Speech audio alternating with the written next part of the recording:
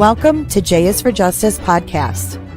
If live breaking news and following true crime is your thing, then please consider subscribing to my channel.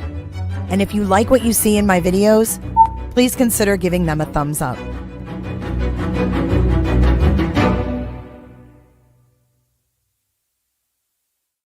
Hey everybody, good afternoon. Hope you guys are doing good. It is Wednesday, January 17th, and we started a few minutes early because I wanted to get on here and just kind of preface today's live before our guest joins. Thank you, everybody. Hey, Jamie, welcome. Meg P and Olive and Globalism. Christina, thank you. Thank you for emailing me.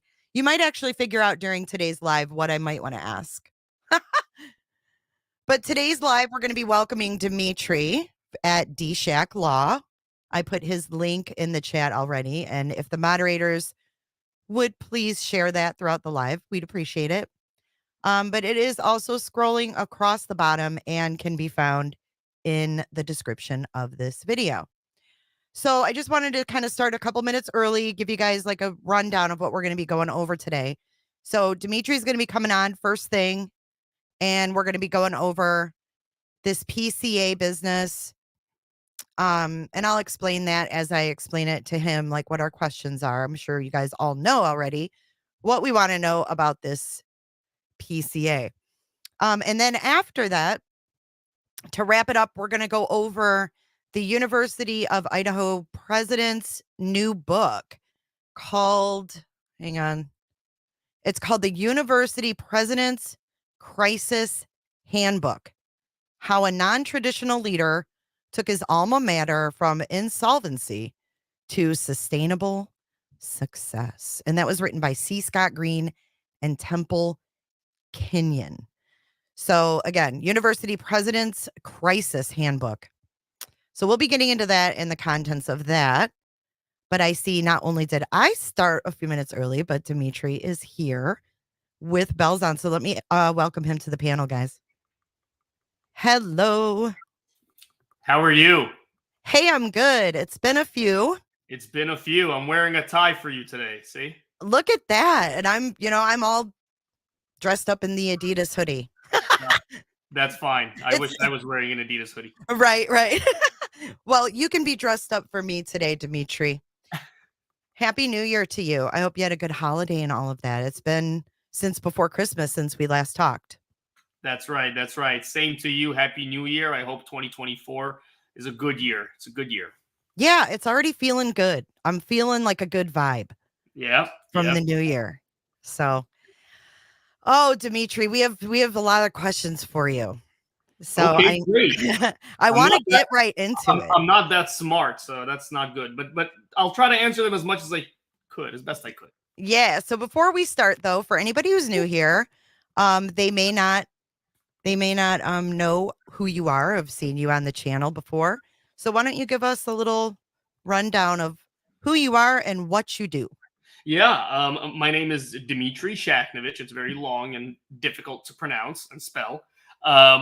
But I'm a lawyer in New York. I'm a criminal lawyer. I'm a civil litigation lawyer as well. I've taught here in various places in New York City. I was a professor of various topics, constitutional law and criminal justice topics and corrections topics and other things. And I also run a YouTube channel in which I interview people, discuss the law, things of that nature. And that's youtube.com/DShackLaw. I'm not terribly familiar with this new YouTube thing. I'm kind of new to it, but I'm learning. And so if you want to subscribe, that'd be great. I'd appreciate it.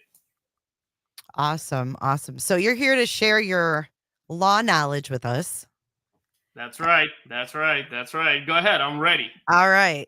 You're ready. Okay, let's get into it. So the first thing, I'm going to pull up this document here. This is what was released to the public in the Bryan Kohberger case. And this was described as the arrest affidavit.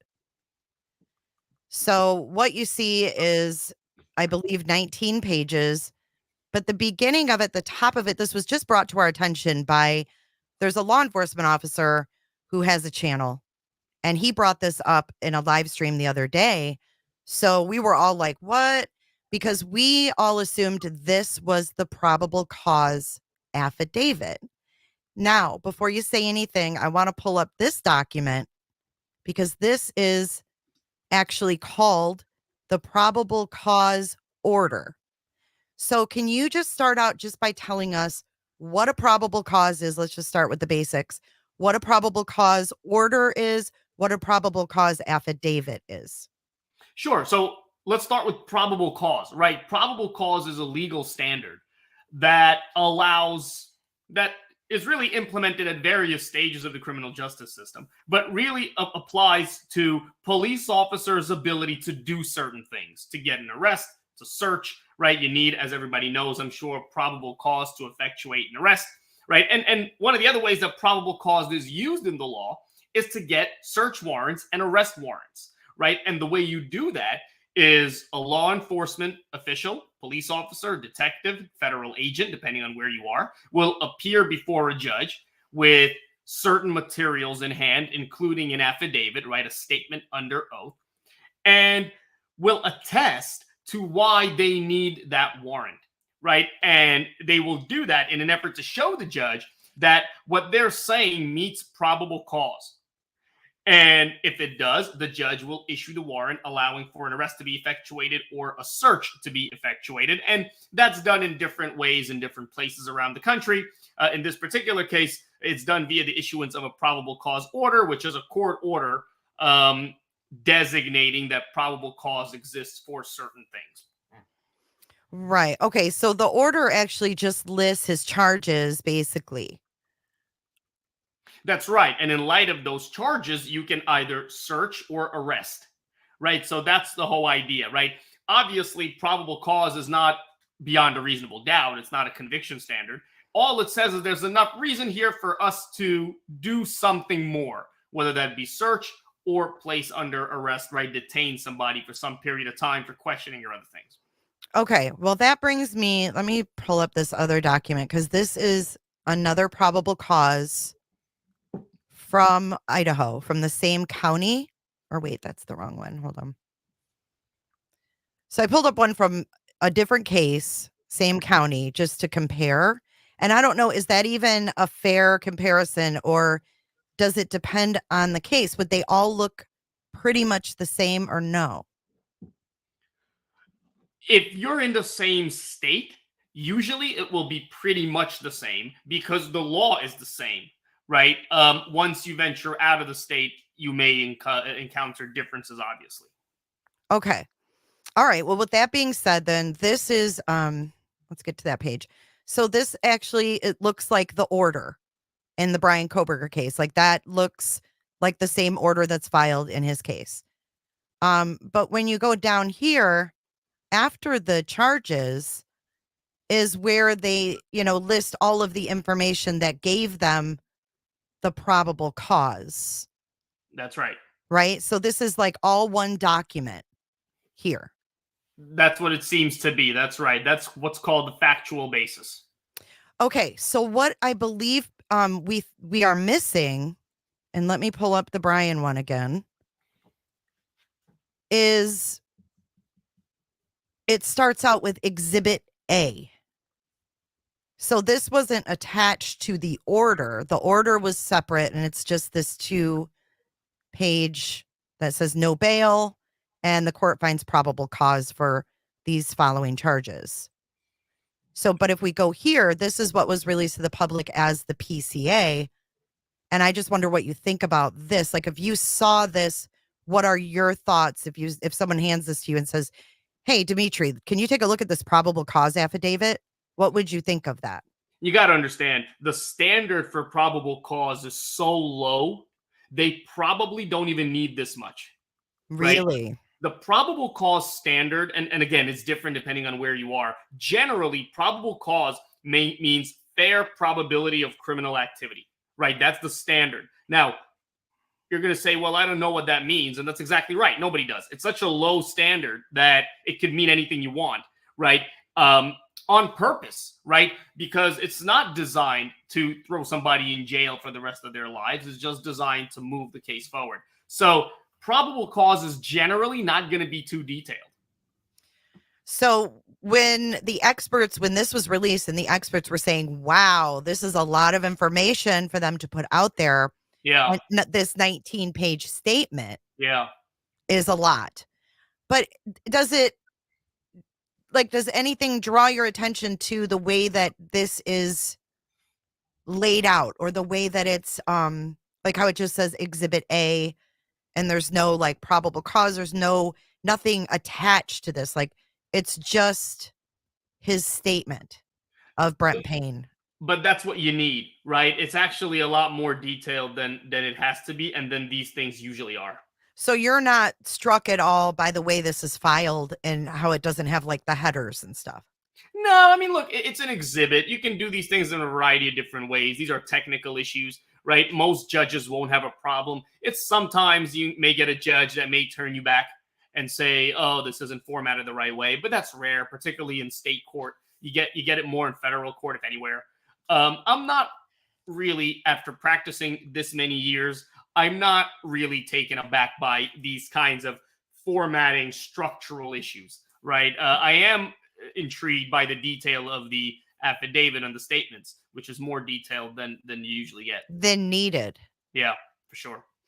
Okay, so that doesn't strike you as odd. So let me give you another scenario. So we have Exhibit A, and then we have another statement from another officer who was there. And literally these two statements are identical except for one detail. One saw the knife sheath by the victim and one didn't. So that's the only difference when you look at them side by side. Is that typical for them to copy paste and just change minor details in a probable cause? No, well, I wouldn't look. If you're asking me the way it should be done, that probably should have been avoided. You should probably put more effort into it, even though the argument is that they saw the same thing, right? They were involved in the same investigation.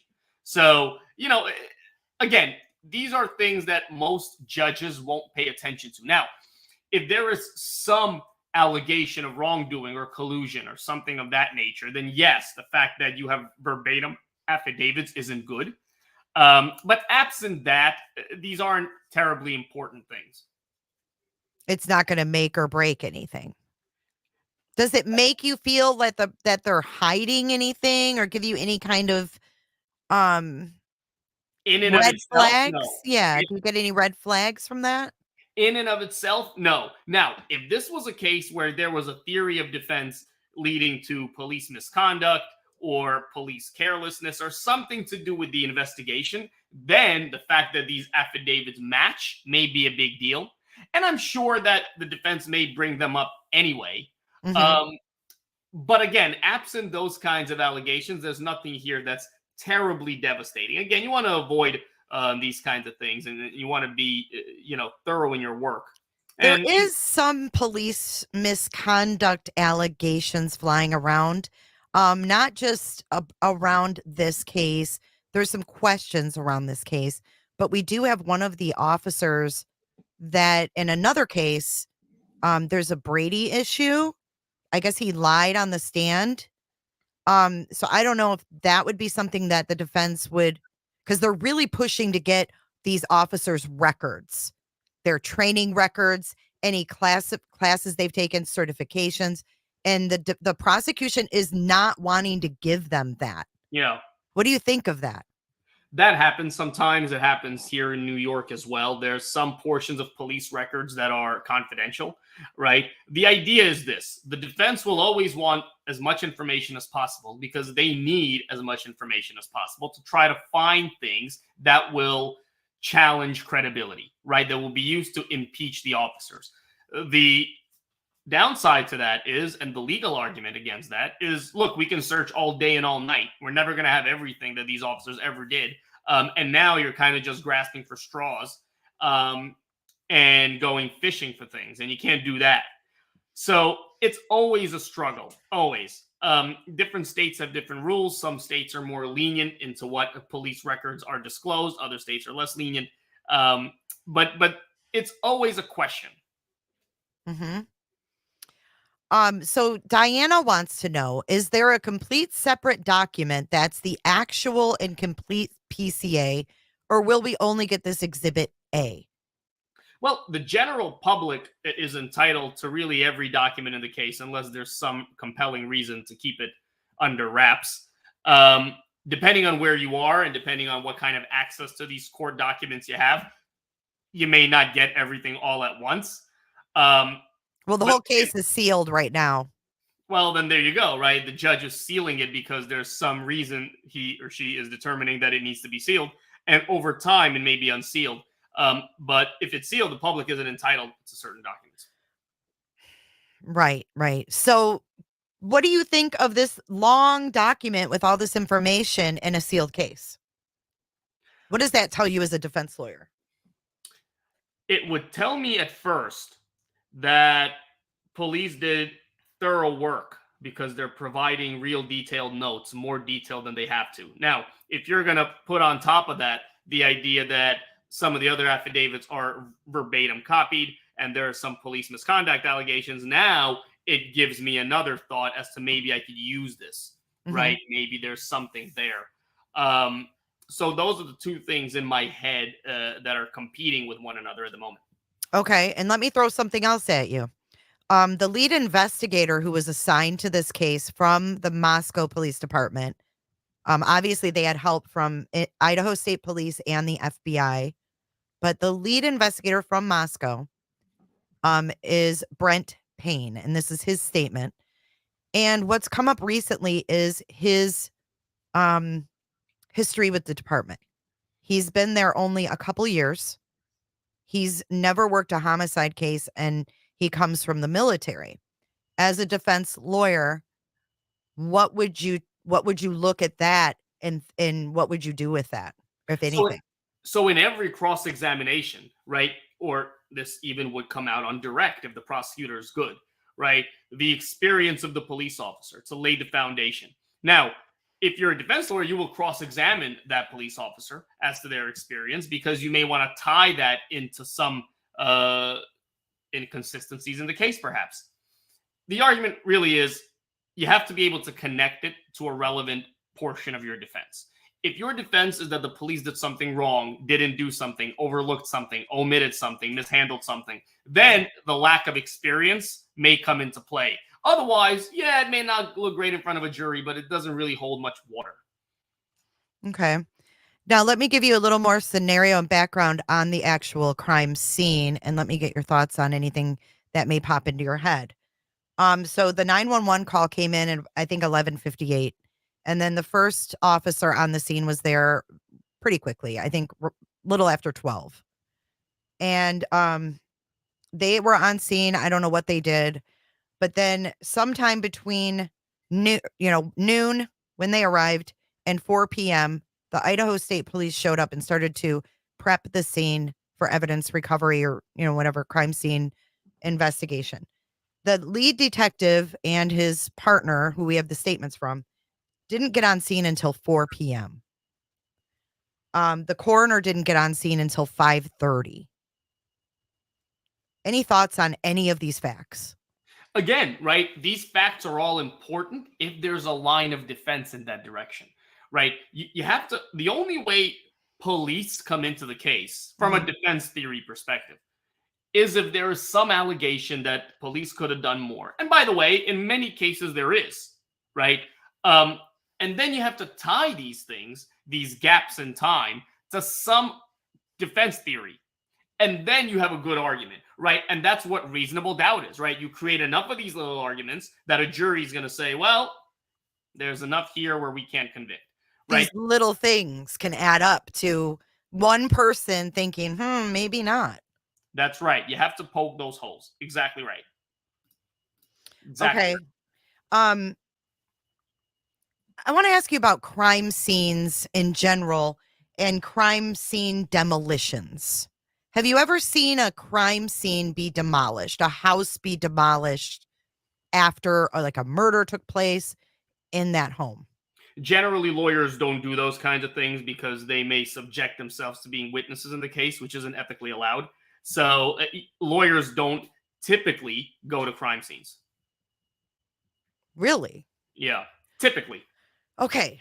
Well, in this case, we had the FBI doing their FARA scans in the very beginning, we had the defense come in, do their whatever they did in there. Then we had the FBI come back in the beginning of December. Now, granted, this house has been gifted to the University of Idaho since this happened. The owner gifted it off to them. A little more background when we start talking about this college is the president of the college his family used to own this house 40 years ago. So I don't know if the house was a target, because that was talked about early on. Was it the house or was it the kids? We don't know. So we don't know motive at all. So anyways, back to my question. What was I saying? I forgot. I was talking about the college. Oh, the house, the demolition of the house. So the house was gifted to the college. And in the beginning of December, both the defense and the prosecution had an opportunity to go back in. And then 3 days after Christmas, they tore it down. It's gone. They could never get it back. What are your feelings on that as a defense lawyer? So what happens in that case is, if the evidence, if the issues associated with the demolition may become evidence, and now you can't access it, right, because it's gone, what you do as a defense lawyer is you ask for what's called an adverse inference, right? You ask the judge to instruct the jury that certain pieces of evidence are missing. It's not your fault. And as a result of that, they may draw an inference, a negative inference from that. They may hold that against the prosecution.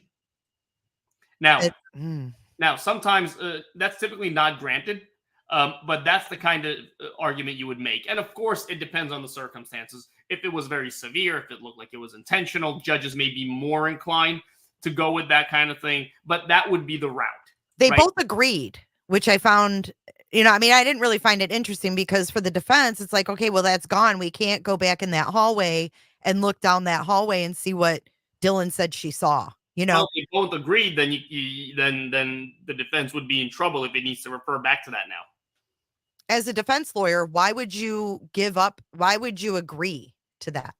You wouldn't, unless you know for an absolute certain fact you won't need it anymore. But even then, I'm with you. I don't see kind of risky.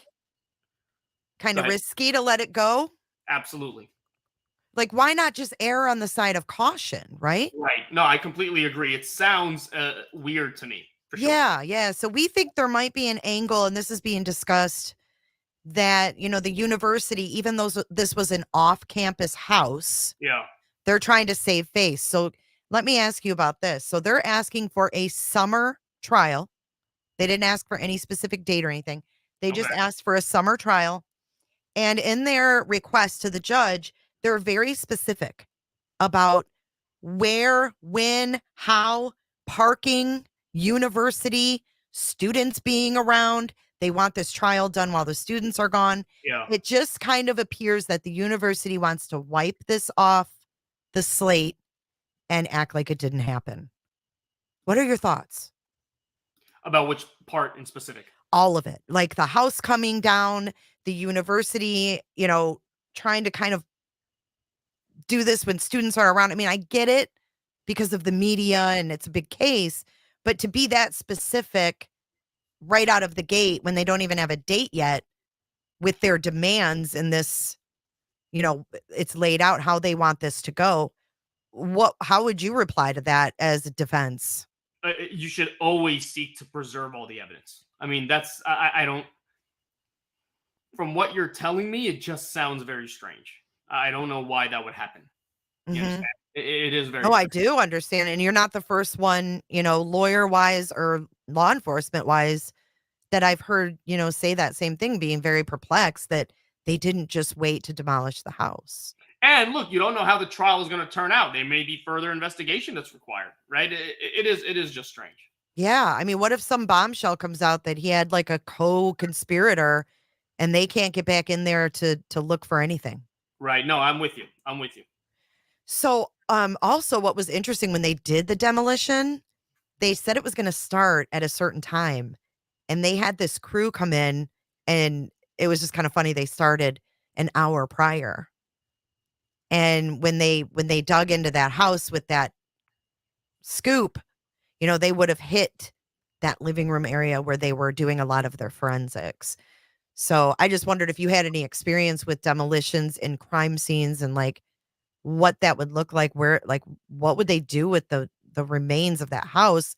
Anything different than a normal demo? Because I don't know why they demoed it. If it was there was blood leaking out of the foundation from one of the victims. I don't know if that can't be cleaned. I don't know anything about crime scenes or crime Well, scene cleanup. well, if you're a lawyer, then if you come into a case and that's something that happened, you certainly want an adverse inference, right? You definitely want to make note of the fact that you're now missing evidence that you may want to use. And that's all that comes into your mind at the moment. So you're not, your job as a lawyer isn't, at least not directly, to go to the crime scene, right? But you certainly have to preserve it because you may want to send investigators down there at some point. You may want to do some work to try to dive deeper into it. Right, right. It just is odd to me that his defense didn't want to keep it.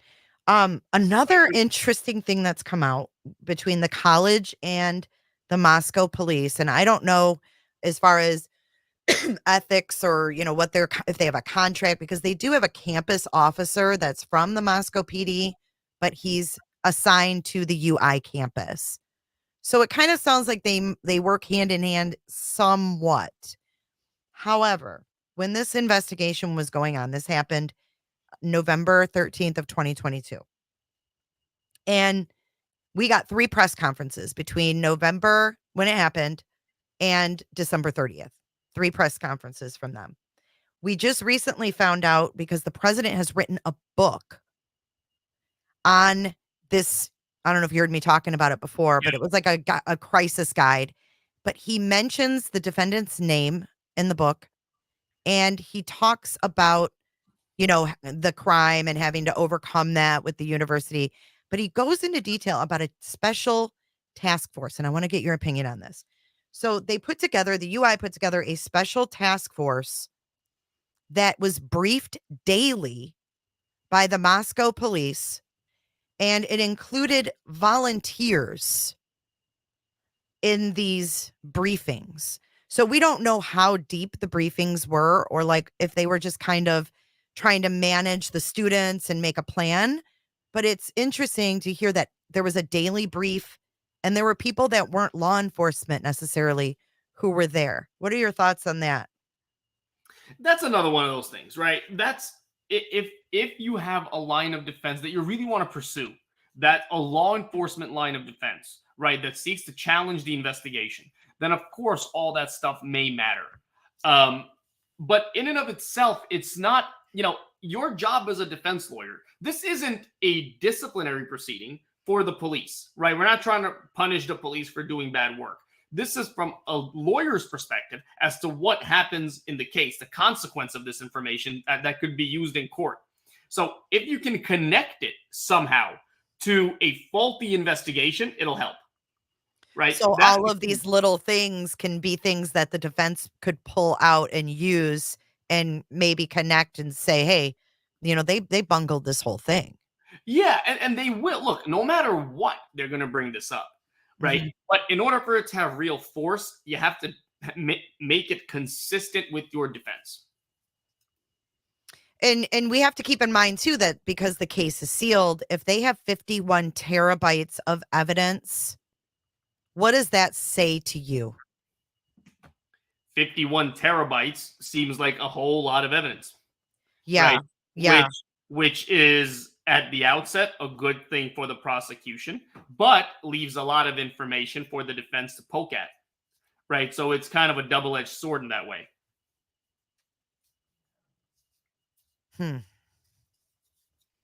Sorry, I was just seeing if anybody had any questions about that house before we moved on. Yep. They did actually, Ann Pulley had a good point. They did go in and cut out, we heard, like drywall and stuff out of the house and kept that. And then we saw a U-Haul that showed up at the house, and they loaded up all of the students' things that were in there. And according to one of the parents, they had like a makeshift house So I don't know if they set it up. Do they do that, Dmitry? Do you guys do that? Do you go and set up rooms and stuff, like recreate?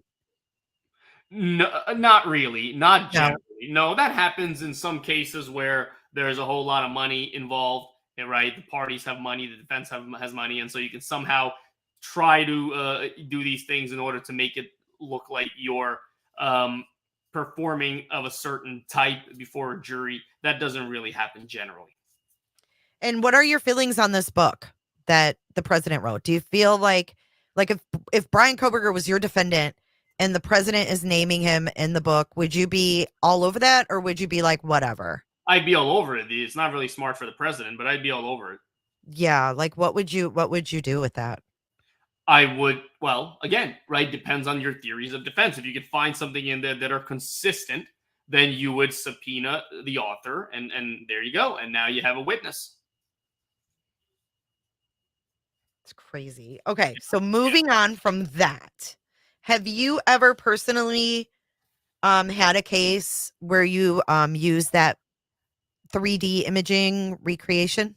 No, that's No. not there's generally no reason for it.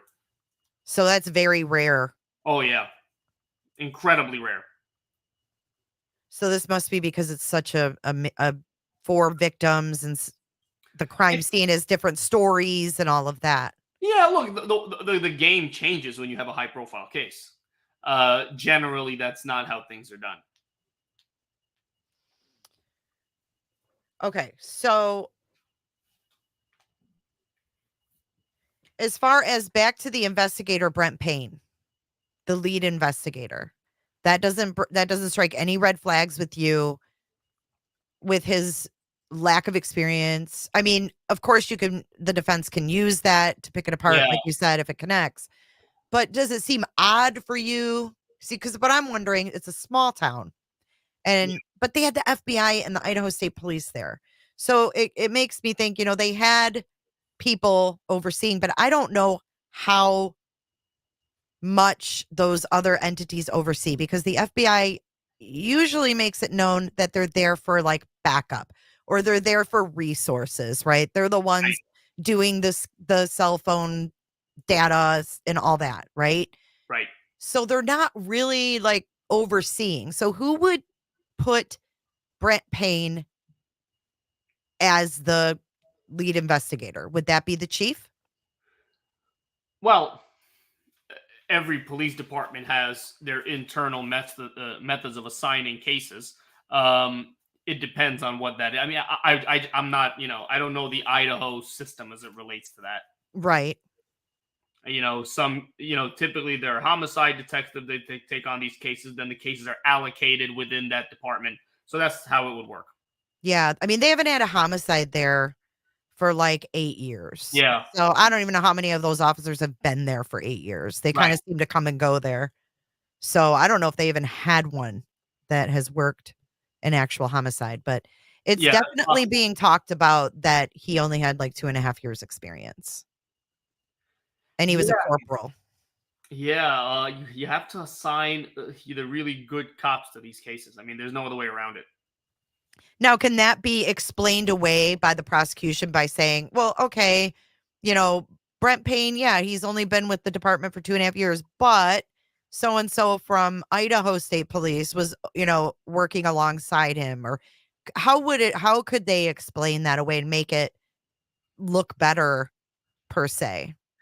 They can justify the work, right? So the defense would be attacking the messenger, and they would say, don't attack the messenger. Look at the message, right? Look at the work that was done. Is there anything in the work that was wrong per se? If not, then it doesn't matter. You could have been on the job for a day and a half, right? That's how you talk that away. Okay. And another thing, in this probable cause exhibit, so I got 2 questions, and I don't want to keep forgetting, so I'm like jotting down my questions as we go. There's 2 things in here that I wanted to ask you about. So here we have him talking about finding one of the victims. Also in the room was a male, later identified as Ethan Chapin. Chapin was also deceased with wounds later determined. And then it says autopsy report provided by Spokane. And then it's taken out. So does that mean that they included part of Ethan's autopsy report in this and then took it out? Yeah, it's possible, right? Particularly autopsies in general, these are documents that are very sensitive, and it's not always Right. that these are made available, right? Right, I understand, but why just his? Why would they just pick one victim over the other, do you think? Because the documents are sealed, it would be difficult to know that, right? Presumably there's some enhanced sensitivity as it relates to that. Another question. Can Yep. they tell untruths in this right here, this statement? Or is this a notarized?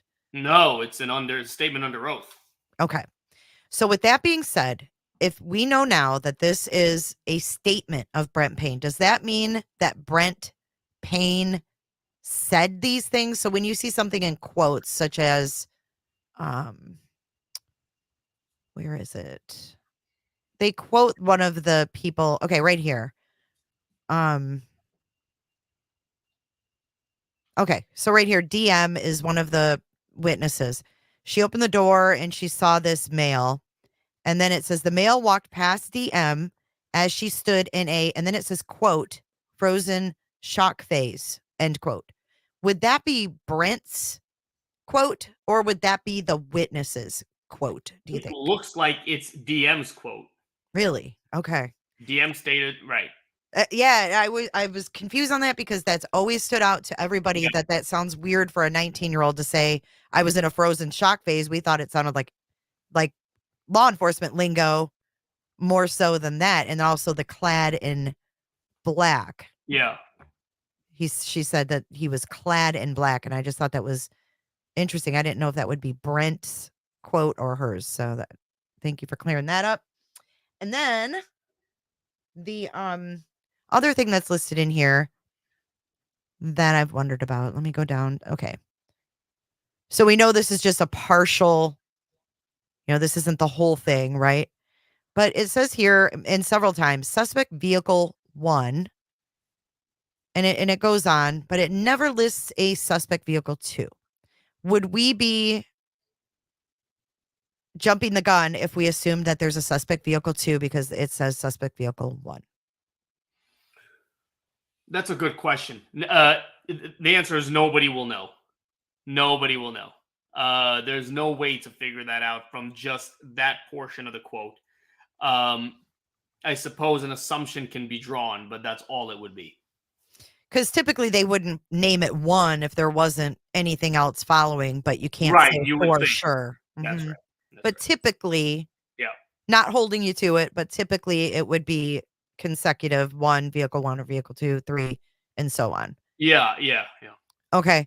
Another part of this that has always been discussed is after numerous observations of suspect vehicle 1, the forensic examiner initially believed that the suspect vehicle 1 was a 2011 to 13 Hyundai Elantra. And then they go on to say, upon further review, he indicated it could also be between a 2011 and 16. As a result, investigators have reviewed information on persons in possession of a vehicle that is 11 to 16 Hyundai Elantra.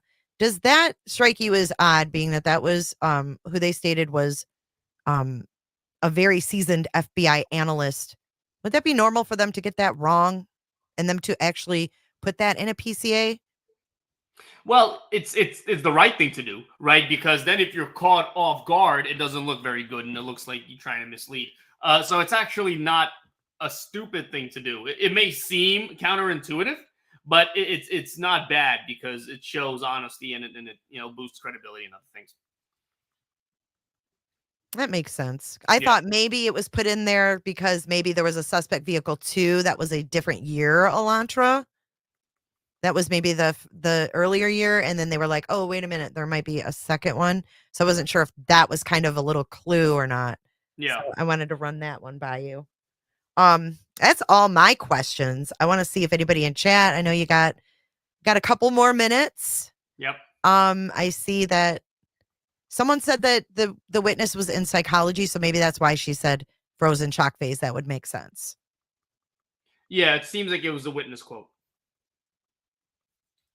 Sarah wants to know, could that be a question for the defense to ask Brent Payne? When stating suspect vehicle 1, are we to infer there is a suspect vehicle 2? Well, that would be in the sealed information if there is one. So the defense would already know, right? Yes. Well, you absolutely will ask the question no matter what. Right? You will.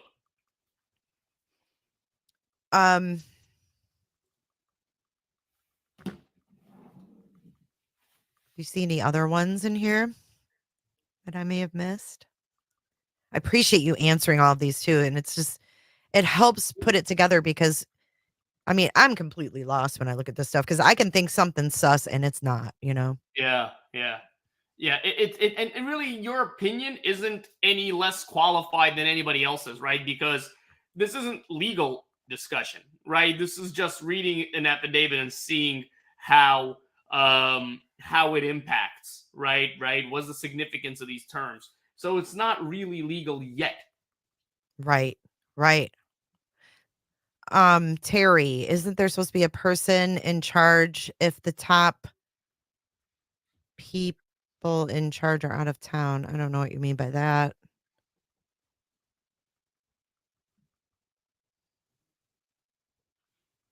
Oh, well, have you seen the Murdaugh trial at all? Alec Murdaugh in South Carolina. He was a lawyer who was actually convicted of murdering his wife. Alex Murtaugh. Yeah. Yeah. That was So, some time ago. I don't. yeah, well, it's a shit show now, Dmitry. So the clerk of courts wrote a book, and her son got busted. I don't know, listening to something he wasn't supposed to listen to, or reading something he wasn't supposed to read. I don't know, but he might be getting a new trial because of it now, and she's facing charges, and her son was arrested. Wow. So that's why I'm asking about this book. I'm like, people need to be careful and tread lightly, you know, especially when it comes to if this president really, you know, was thinking about the victims' families. I just feel like it's kind of a bad move. Like it just doesn't come across very You always want to wait until the court proceedings are over, right? get You that never want to, conclusion. and look, it's just so silly, right? Defense lawyers will look to grasp at any straws, right, to make sure that their clients' rights are defended. And so if you give them that, they're going to use it, Especially in a death penalty case, right? Yeah. I mean, absolutely. and the crazy thing is everything that we talked about today, even though individually they sound benign, Yeah. you know, to the average person like me, if I'm sitting on a jury and I hear all of these things just adding up and I'm just like, whoa, what? You know, that would be all it takes. And it's scary to me. Yeah, and it may not be benign, right? We'll have to see. Yeah. Well, thank you so much. You really shed a lot of light on this, and I appreciate you so much. No problem. Thank you for having me. Always a great time, and looking forward to coming back. Yes, tell them your YouTube channel again before you go. Yes, I'd appreciate if anybody can wants to subscribe to my channel. It's youtube.com @DShack Law. That's DSHAK Law, LAW. And I hope that you enjoy some of the material there. Perfect. We'll definitely be checking you out, Dmitry. Have a great week. Thank you, everybody. And we'll talk soon. Yeah, take care. Bye. Well, I hope that you guys got some answers because I sure did. I hope I asked things that you wanted to know. John Gone, when you put that up, it says Jay Kessinger. I cannot. Like my name's Jay Kessinger. God almighty. Yes, we're going to have to replay this in Discord and re-listen. I mean, look at Blum put his things out. Howard Blum went and put things out, but he's not the president of the university. Why would he want a mistrial though? Oh, we're not done. we're going to talk about C. Scott Green's book. We're not done. I know it's a chat emoji. It's just hilarious that it says that. Thank you for gifting the memberships. Kendi, thank you for your super chat. Ann Pulley, thank you for being a member for 7 months. Nina Calais, welcome to the channel. Always a pleasure getting the new memberships and the gifted memberships. Thanks so much. All right, let's talk about this book, shall we? The President's Residence. This is weird. So, University President's Crisis Handbook. A non-traditional leader took his alma mater from insolvency to sustainable success. This is right on UI's website, by the way. Gotta love this. Check this out. Thank you, Cindy and Megs. Thank you, CJ. I know, CJ, we're matching. When I came over to your channel the other day, I'm like, dude stole my hoodie. Good to see you, CJ. Good to see you, Cheryl.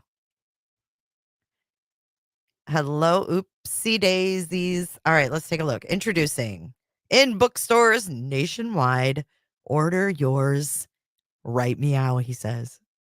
By popular demand, our president is sharing his perspective. It was in such high demand, he couldn't resist. Our president is sharing his perspective on management through periods of intense turmoil and difficulty. UI President C. Scott Green and author Temple Kenyon. She graduated from UI in 93. Deliver a one-of-a-kind, of course they did. They're like this UI cult. They deliver a one-of-a-kind perspective on what helped Green shepherd the U of I through the years of deep deficits and the COVID-19 pandemic. The book speaks to you of the spirit of the University of Idaho and solemnity, as well as perseverance. It speaks of our dedication to change and celebrates our success. And true to our mission, it is a handbook that educates leaders, not just presidents, and provides various tactics and explanations that help you maneuver a crisis successfully. Place your book order today. But we have a video. We're not going to watch it just yet. We're going to read this. We are Idaho's university. We are brave. We are bold. And we have eliminated deficits, obtained soaring enrollments, and accomplished amazing research and fundraising records while facing extraordinary challenges. The book includes what led to U of I's transformation, how our university and community were supported in the face of a tragic and outrageous crime against 4 of our students, the strategies used to safely reopen in the middle of COVID.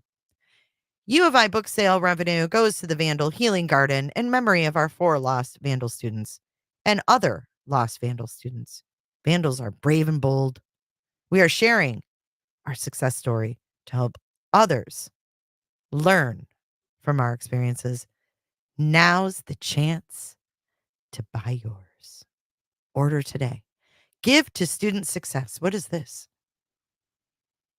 Oh, you can just straight up donate. Like, give to student success. Order today. Oh, Lord. He's got a long synopsis. It's 448 pages and it's 35 buckaroos. Temple Kenyon wrote this book, a heartwarming novel from local writer and UI graduate, The Button Boxes by Temple Kenyon. This is Temple. She co-wrote the book with C. Scott Green.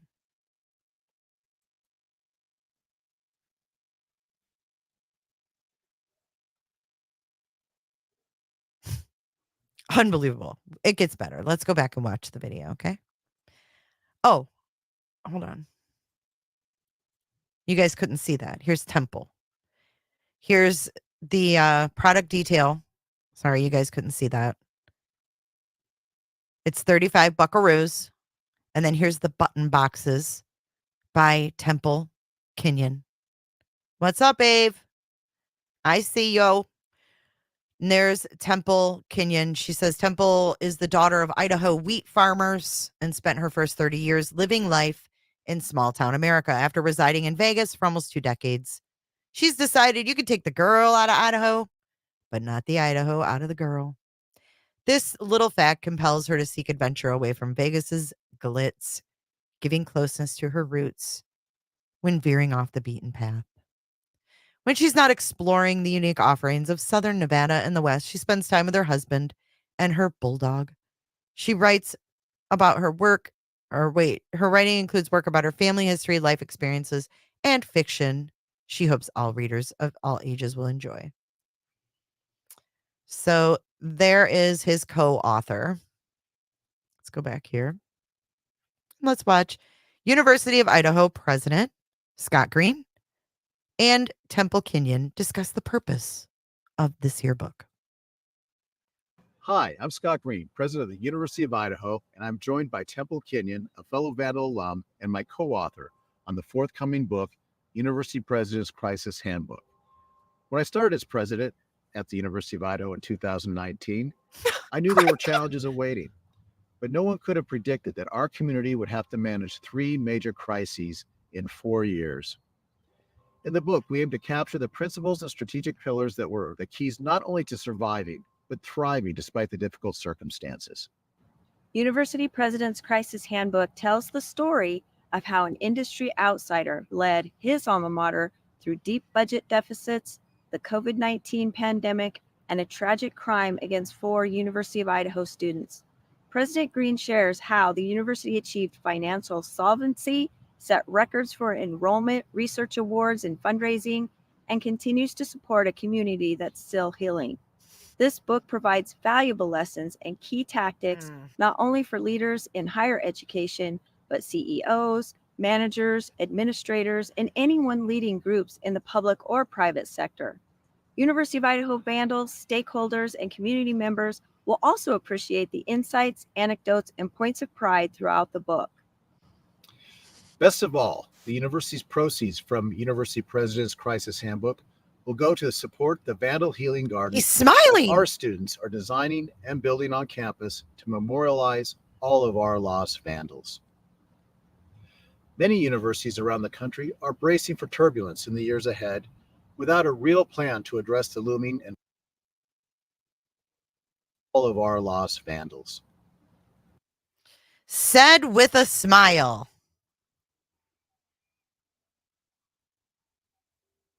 Dude, what is wrong with this?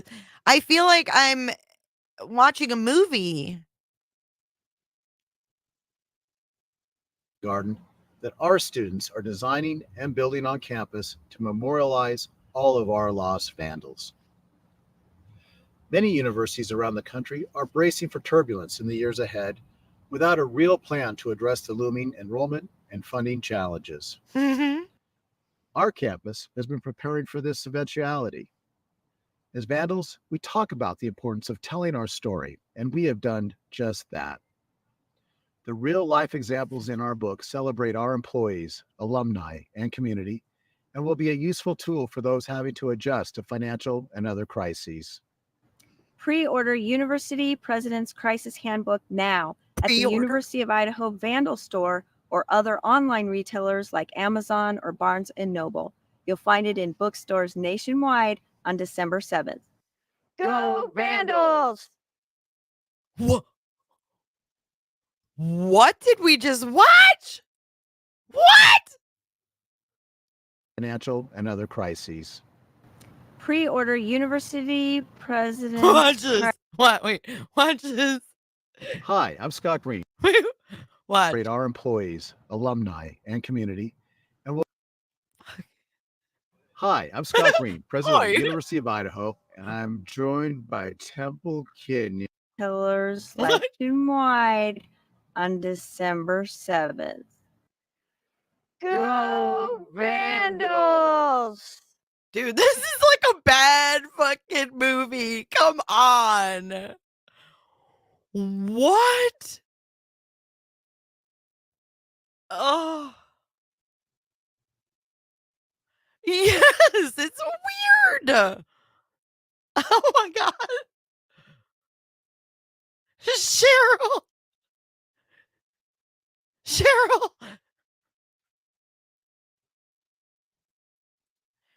Evil CJ. If they cared about the garden and the victim's garden would have been built by now, not just a drawing of a damn bush and a rock that's not colored. You're so right, though. It's horrible. Oh my God. Wait, it gets worse, CJ. Wait. Wait. Yeah, ISP volunteered to stay at the dorms and went sledding with the students, according to the book. According to the book.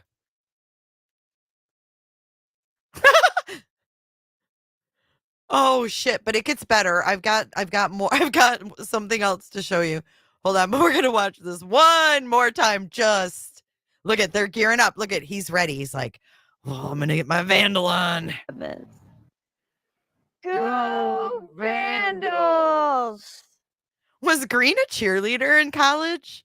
I mean, this is just the most pathetic thing I've ever seen. Wow. Makes me angry. I feel sorry for the victims' families. I really do. I mean, this is shameful in my opinion. But here we go. We have an event, guys, in 2 days. We have a book signing. He's doing a book signing. You thought you felt uncomfortable with that? We got a book signing. 10:30 a.m. to 12 p.m. at the UI library. You know where those students had to shelter in place? Yeah, that library. In the living room space. And then at 3 to 5 p.m., he'll be shuffling over to the Book People of Moscow for another book signing. Can't make it up.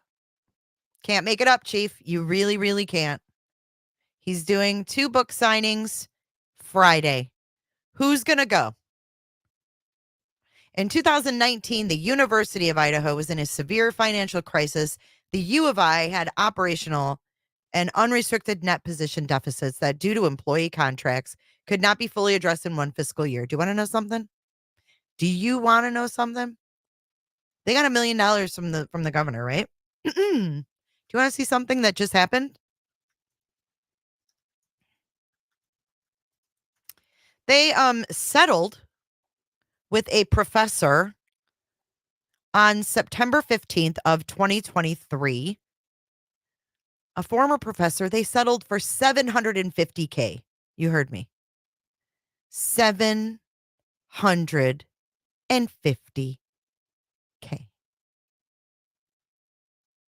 Just last year, September. The University of Idaho and a former law professor, and a law professor, no doubt, have reached a $750,000 settlement, resolving a race and gender discrimination lawsuit. The settlement was finalized in the U.S. District Court earlier this week. Shakira Sanders joined the U of I, so they're racist.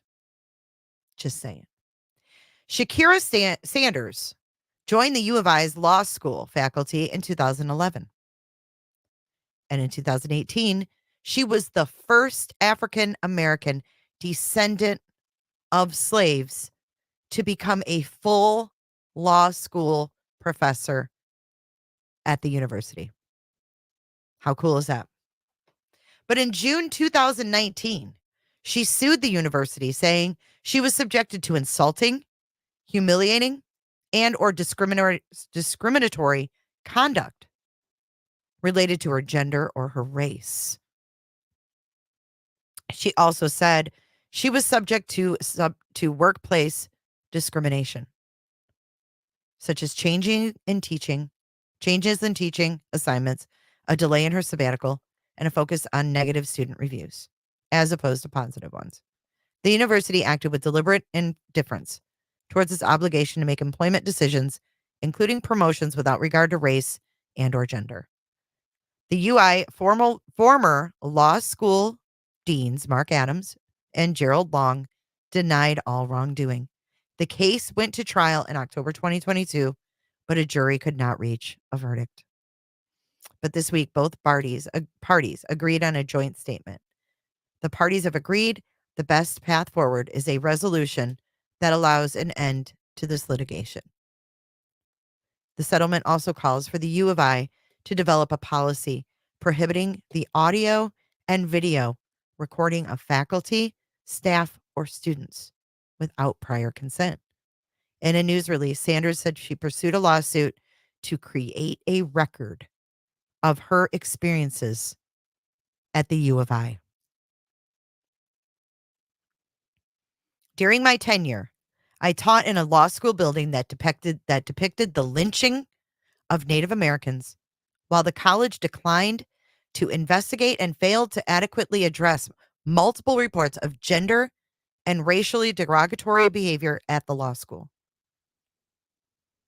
With this settlement, I have the space for peace, healing, and restoration. The university issued its own statement.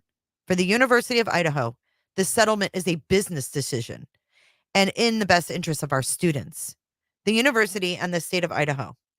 Litigation costs money and time, as well as creates the potential for ongoing distractions to employees and students. We wish Professor Sanders the best in her endeavors.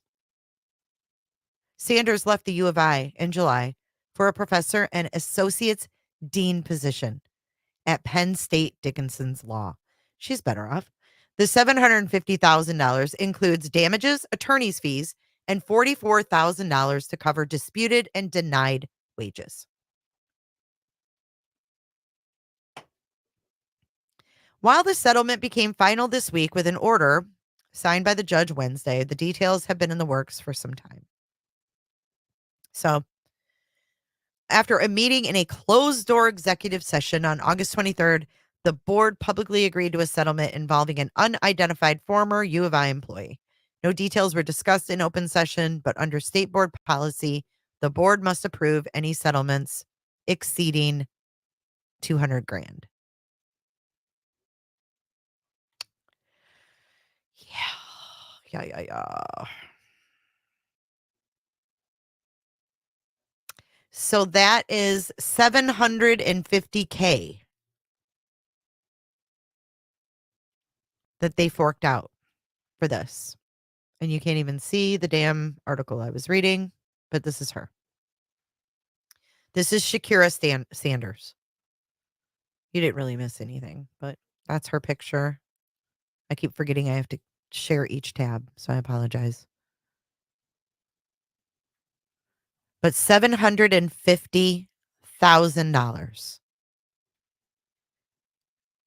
And then back to this book signings. For a first grade drawing? I mean, for real, didn't they have a GoFundMe? Let's talk about this. Let's talk about all of the. We should get one book. We can all chip in and read it. One book, because I don't want to give him a dime. Like, he's using this book to say, oh, hey, I'm going to donate all of the proceeds to this garden. But they're failing to admit that they already got funding for the garden. I mean, how much does it cost for a fucking garden? Idaho statements? No, I didn't. Interview with who? Green?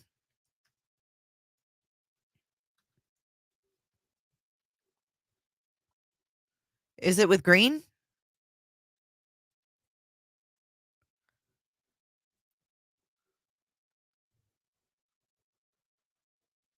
Yeah, email it to me.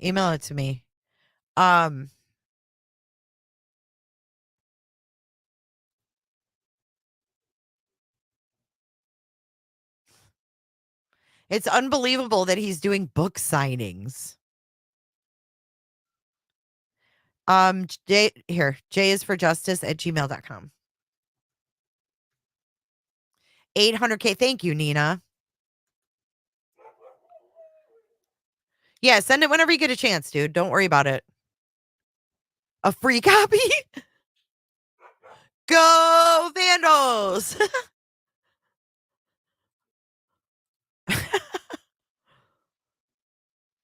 So, book People of Moscow and the UI on Friday. If anybody can go and maybe get a quick little interview with C. Scott Green and get his perspective and his thoughts on, does he think that this is insensitive at this point in time? Does he think this is risky with a trial still looming over Latah County? 7. Go Vandals! That's probably the worst thing yet. Christ almighty. So they have a whole so here we go. This is really interesting. Endorsements. Look at the very first endorsement on his book. This is also on the back cover. Or actually, I don't know if it's on the back cover. It's definitely in the Amazon review. It's the very first review, and it's by Brad Little, the governor of Idaho, the one who gave him $1 million to get this show on the road.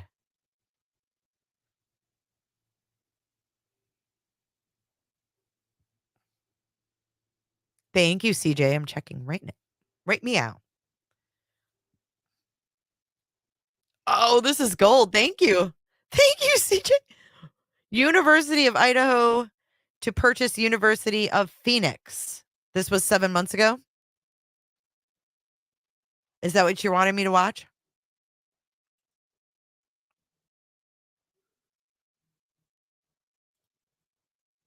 Is this? You said it was the statement. Okay, watch this. All right. We're watching his eyes, body movements. I love it. I love it. Okay. Thank you, CJ, for sending that. Oops. All right, here we go. This is Idaho Reports, and it says University of Idaho to purchase University of Phoenix. Idaho Ed News. It was a big week for education with 18 school bonds and levies on the ballot across 16 school districts around the state. We'll get to those results in a bit, but first on Wednesday, news broke that the University of Idaho has been in talks for months to acquire the University of Phoenix for $550 million. On Thursday, just one day after that news became public, the State Board of Education unanimously approved a request from UI to form a nonprofit that would handle that acquisition. Here to discuss is Kevin Richert of Idaho Education News. Kevin, it's been quite a week. It really has been. And this news about U of I and University of Phoenix came from out of nowhere. Wait, this isn't Green, though. This isn't... Who is this guy? This isn't Green. Who is this dude? He's from Idaho Education News. Did you send me the wrong thing?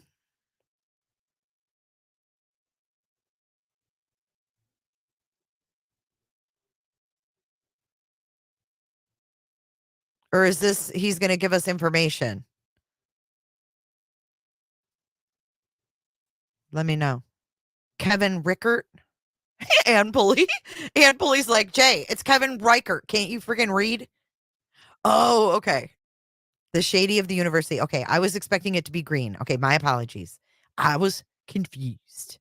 All right, let's watch this, CJ. And University of Phoenix came from out of nowhere. And out of nowhere, now starting to come to grips with the enormity of this transaction. I mean, this is a $550 million purchase. I'll say. It involves $685 million of bonding to cover everything.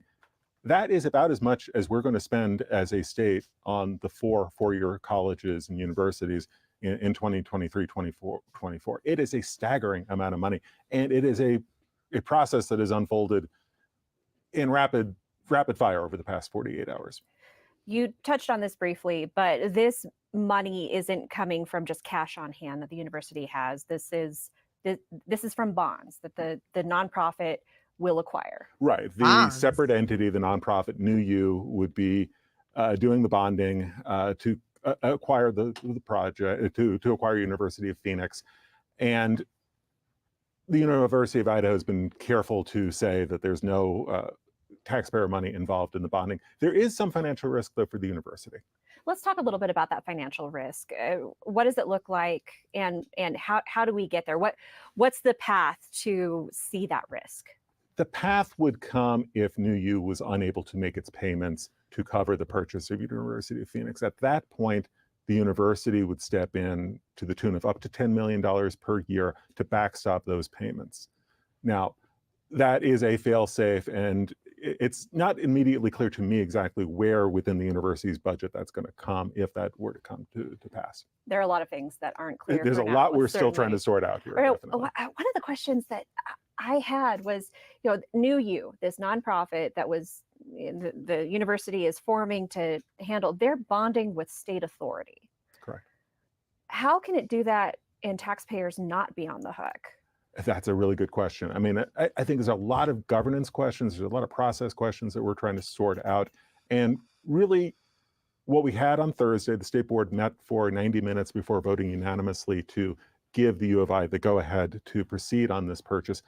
There were a lot of nitty-gritty questions that were being asked in that meeting, to be fair, but a lot of it was focused on the money flow. How is the University of Idaho going to make money off of this deal? And we were talked about that. How are they making money? How would that backstop that $10 million fail-safe kick? And that was really the focus of the meeting. These process questions, these governance questions. I guess I have a question about this, that if they were already struggling and in a financial crisis, $550 million to acquire the University of Phoenix. And is it the outcast told you, yep. Isn't University of Phoenix all online? Are they trying to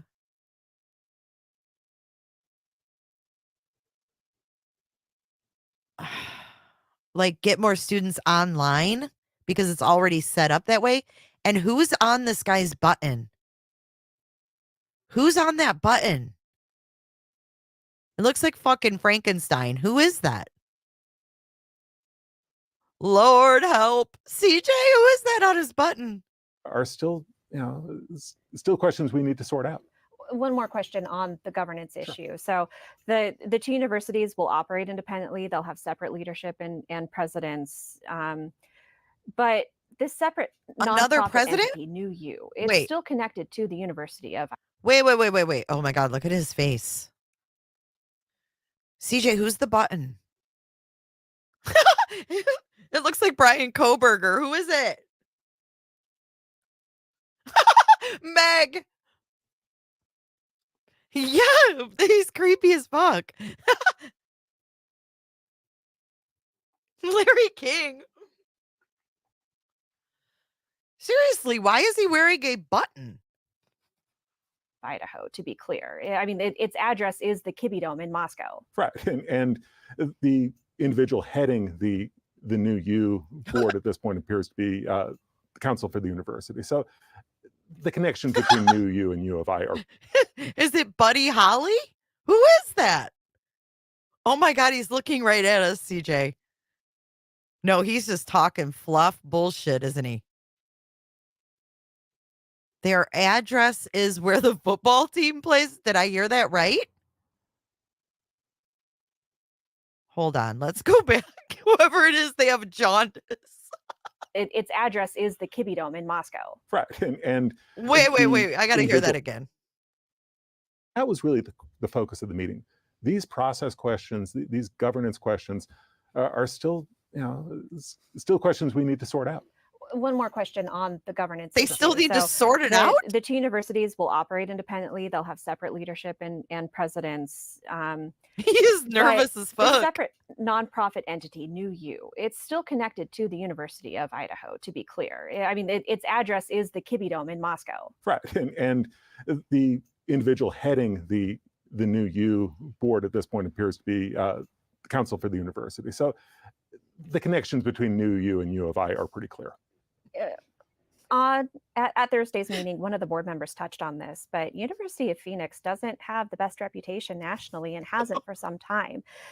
Even if UI isn't financially on the hook for these issues, what's the potential hit to UI's reputation here when it acquires this for-profit entity? I think that's something that the U of I is really going to have to work on. I think that the messaging and the framing of this merger, let's call it a merger for lack of a better word, that's going to be something that the U of I is going to have to deal with. Now, Scott Green, the president of the U of I, talked about the reputational issues on Thursday, and he acknowledged that University of Phoenix has had problems in the past. He insists that this new team that really wants to go the nonprofit route, He insists that this new team that really wants to go the nonprofit route wants to get back to nonprofit education, student-centric service. He thinks that they're wanting to turn the page as much as the U of I wants to partner with an online vendor. So we'll see. But you know, if you watch social media over the past couple of days, you know, everybody has a wisecrack. Oh, everybody has a wisecrack. Hi, Shamrock. About this merger and about the University of Phoenix. And fair or unfair, that's something the U of I is going to have to combat over the next few months or years. I think the least negative reaction I saw was, well, that's weird. Are they keeping the name University of Phoenix? Meg, I hope you feel better, hon. I'm sorry that you're sick. Most of the reaction that I have seen, and I, you know, I went to the university. I still have, you know, so many friends and connections there, and there was a lot of frustration with how this happened secretly. The University of Phoenix compelled University of Idaho to sign a non-disclosure agreement. Right. So these talks have been going. Non-disclosure too? This girl's putting it all out there too. She's like, I'm an alum, but she's not part of the cult. So these talks have been going on for months, even though we have only known about it for 48 hours. Right. We had the 3 executive sessions involving the State Board of Education dating back to March, while the university was operating under the NDA. That was a question that came up in the State Board meeting on Thursday. President Idaho Green said, education guy. In order to have a conversation with the University of Phoenix, we had to go the NDA route. But I think that is leaving a lot of people with questions, a lot of people with skepticism. One of those people, by the way, was Representative John Gannon, Democrat from Boise. He sat in on the meeting. He was sitting next to me during John the Gannon meeting on Thursday. Okay, we need to look up John Gannon because he is not supporting this. John Gannon. He didn't comment. There was no public comment, period, during the State Board meeting on Thursday. Afterwards, he wrote a letter to the State Board expressing his concerns about this process, the secrecy, the kind of take it or leave it. We've got to do this week in order to get an application into the University of Phoenix's accreditors by Friday, today, 2 days out from when this became public. His concern is this is secret. It's kind of got a take it or leave it aspect to it.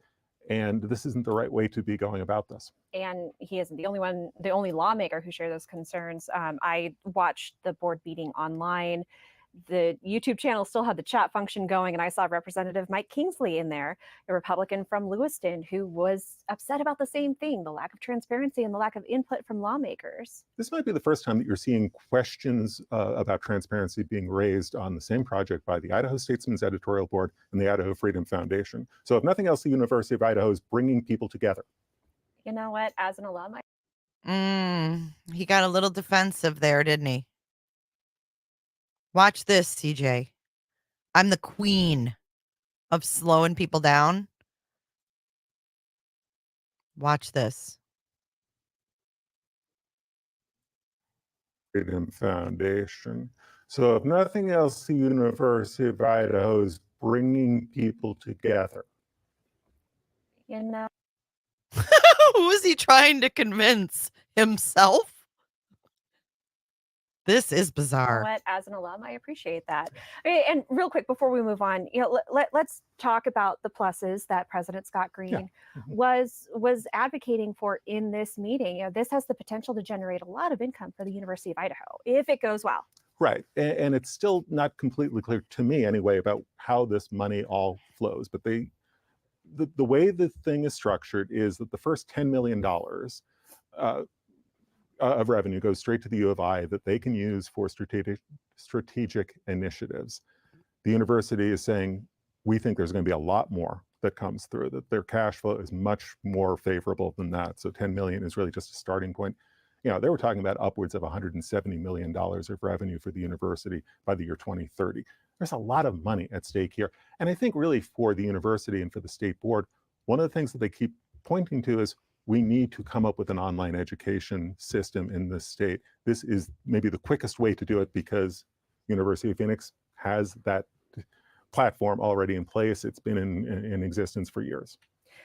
In the state board and University of Idaho were already moving forward with an online platform, Online Idaho, to kind of address some of those concerns, right? Which the U of I says is still going to be in place. It's still going to be operating as a separate entity, and the U of I's own online classes will continue to operate. So the U of I is really trying to, set up a lot of walls here between its operations and the University of Phoenix's operations. Well, so many questions that we will be looking for answers for over the. Oh, I don't trust this guy at all.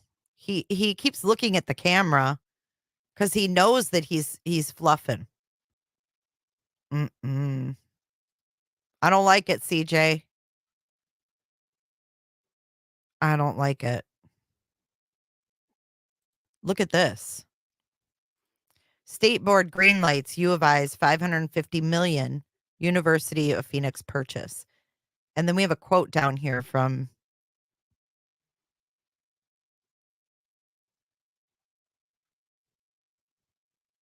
let me see, the guy that criticized it.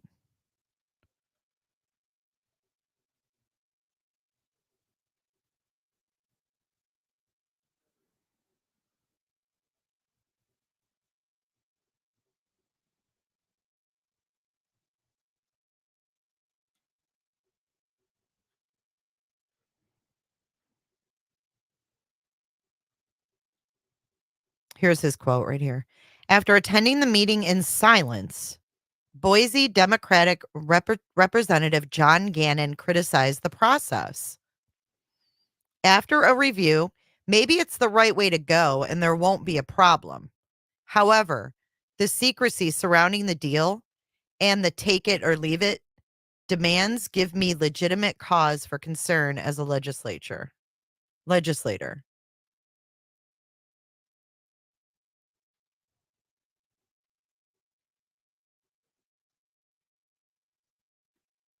It was not a public hearing and the board took no comments. Very interesting stuff. Let's go back and see who.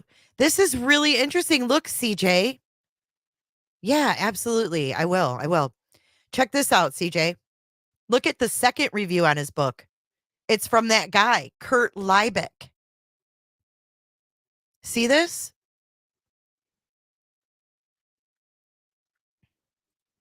Brad Little is the first reviewer. Kurt Liebeck, the guy we just watched, is the second reviewer. The third reviewer is Eric Peterson, retired U.S. Army. And then the president of the University of Phoenix. The president of the University of Phoenix. Oh, shit. Okay, check this out. I'm going to prove to you. Hold on Amazon how this is laid out. Oh, excuse me. Oh, man, I don't know why I'm yawning. Sorry. Check this out, though. You know how, like, when you're on Amazon and you scroll down, you're like, oh, I want to read more about this. It's everything we saw on the UI website. But when you scroll down to, like, say, oh, does anybody like this book? It shows you what's on the inside flap. And then it says from the back cover. And it says, Praise for University Crisis Handbook. And then you have Brad Little, Eric Peterson, Chris Lynn, the University of Phoenix president, and Kurt Liebeck, the guy we just watched. It says he's the chairman of Commercial Resources LLC. And what? Wait a second. Did we just watch Kurt Liebeck?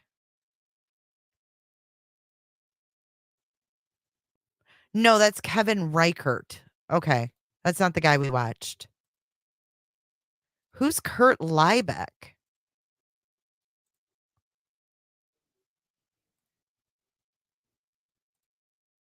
Idaho State Board of Education.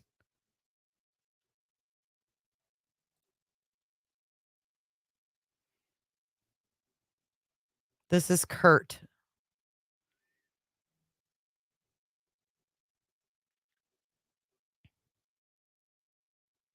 Kurt Liebeck has served on boards of numerous educational nonprofits, including Idaho Business for Education, Project Lead the Way, Riverstone International School, and the Lee Pesky Center. He recently served as a valued member of Governor Little's Our Kids, Idaho's Future task force to strengthen public education in Idaho. He is the chairman and chief executive officer of Boise-based Red Built LLC and New Wood Resources LLC. Red Built is a supplier of engineered structural solutions, and New Wood is a veneer and plywood products operation. Liebeck also has served on the executive management team for the Weyerhaeuser Corporation, one of the world's largest integrated forest products companies. He earned an MBA in general management from Harvard and a BA in economics from Bowdoin College in Maine. And he ended up in Idaho.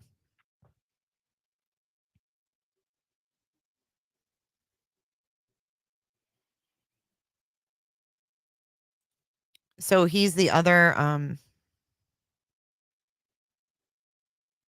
that's him. He's the other reviewer. So we've got a retired general in the U.S. Army. Let's see who he is. Eric Peterson.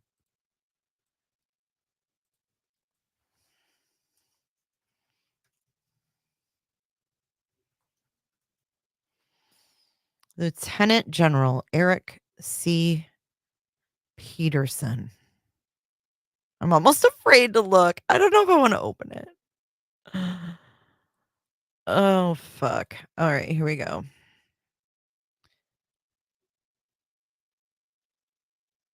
How does he know Green? Was Green in the Army? He was a commanding general in Fort Hood, Texas. Force Development Office. Wait, hold on. Deputy Commanding General. He was in Korea. Commanding General, United States Army Special Operations Aviation, Fort Bragg.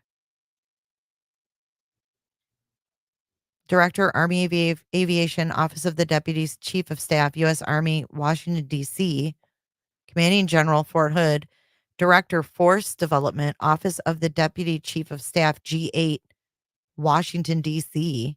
The fuck is G8?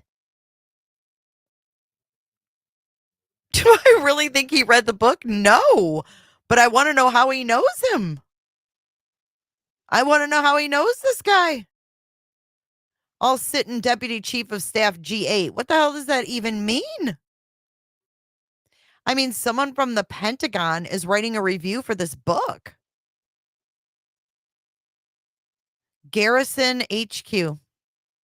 That's G8.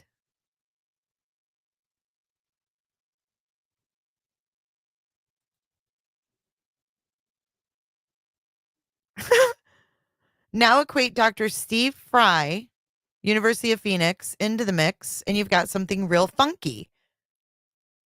Oh my God, I cannot. What? Dude, this guy is like straight up G8, Deputy Chief of Staff for Programs. This is what they do. The Army G8 is the Army's lead.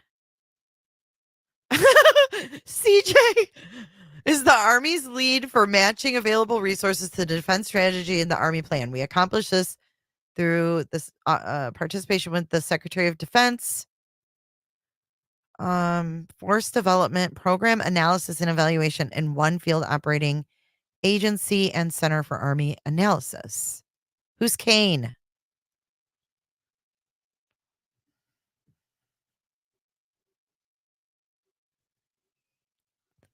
They do programming of people?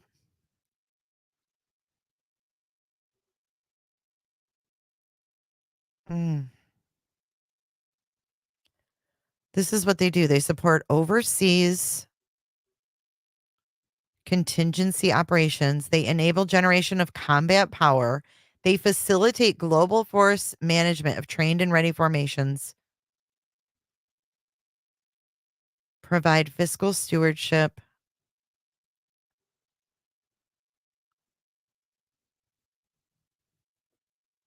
Lead Army engagements with the Joint Staff and Office of the Secretary of Defense. How does he know this guy? Dude, I'm not sure I want to know how he knows this guy. The fuck?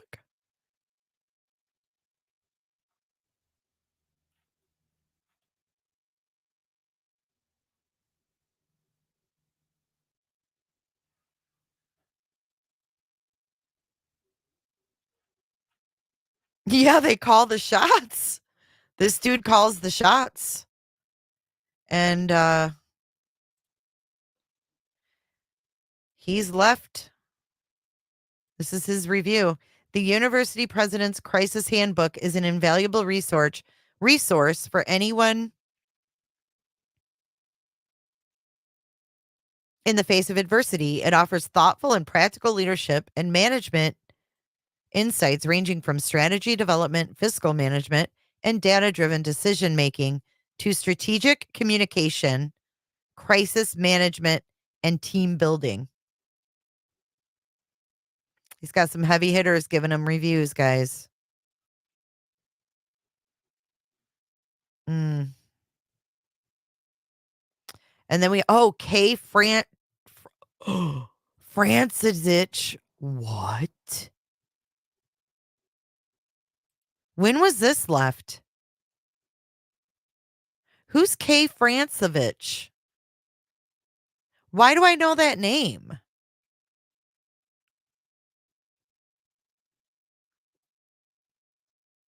Who's Francevich? Oh my God.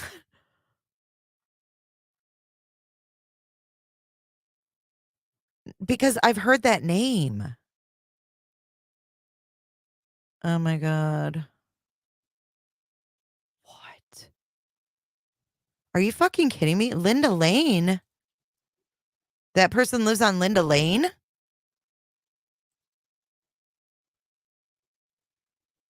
Somebody could have made that up though, because it doesn't even say that it's a verified by.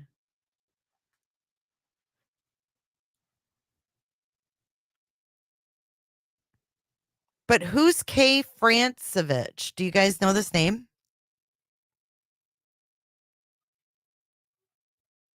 Because I've got questions. I think I'm lagging behind in the chat. Tell me who are you talking about, Megs? Are you talking about Francevich? Or are you talking about Kane?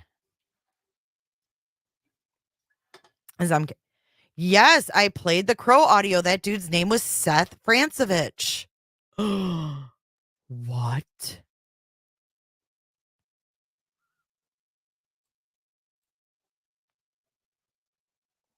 The heck?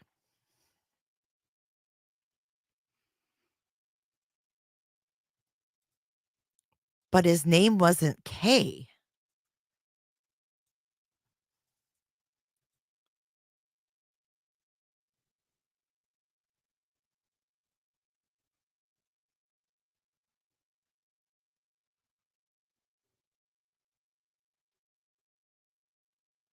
Kane Francetich.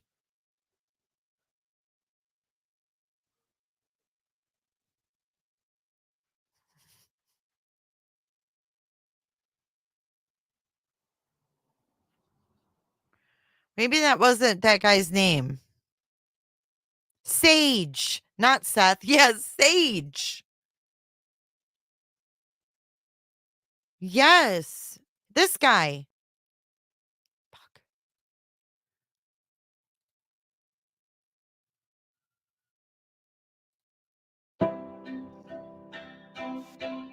I've lived in Moscow for the greater part of my life. I was born at German Medical Center. I was in the public school system, K through my bachelor's degree at the University of Idaho. So I'm deeply rooted in Moscow. I think it's easy in the process of buying or selling a home to feel uncomfortable or a little overwhelmed. We want to make sure at Blue Sky that we're addressing questions that people may not even be thinking to ask. We really pride ourselves on being. What the heck? Where are they sitting right now? Are they at the Mad Greek? Dude, listen. This guy has an Instagram. Y'all are gonna shit. I don't know what he said, but he's the one that called about crows on the house in Moscow, and I have the 911 call because I saw it in the blotter that someone called about crows, and he said, I know what that means when there's crows on a house, so I thought it should be checked out. And then I went to his Instagram. Hold on. I'm going to pull it up. Dude, this guy expects anyone to take him seriously as far as real estate. Wait until you see this. Oh God, you guys are going to go nuts. Meg's right. How do you spell it?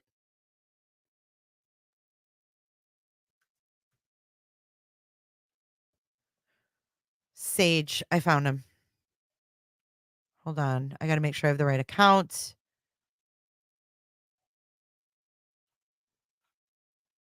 Dude. This is really quite disturbing. Maybe it's his personal one. Hold on. No, I'm not talking about Kane. I'm talking about Sage. Sage is the one that called the really weird call in. But it's also weird that he left a review. That is really creepy. Hold on. I'm going to figure out what I'm doing here. I just got way too excited.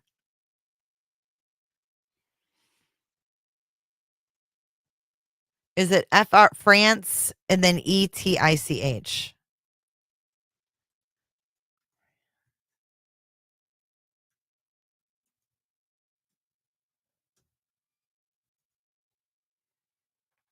Okay, let's see. They're gone, Megs. The post is gone. Hold up. I'm going to show you guys this Insta anyways. Oh, shit. This is some weird stuff. I'll look up Kane in a second. I promise. I have to share this other screen. Hold on. Because I saw this a long time ago. So here's his real estate thing.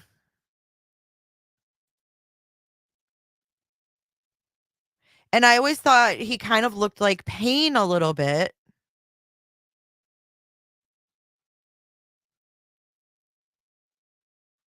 But this.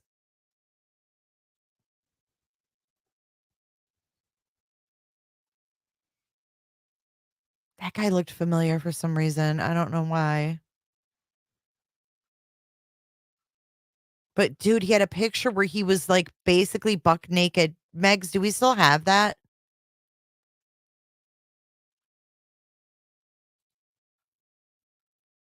He literally was sunburnt. He took it down. I'm shook. It was up there forever. Like, I just showed Meg not too long ago, guys. I was like, why would he put this on his Instagram?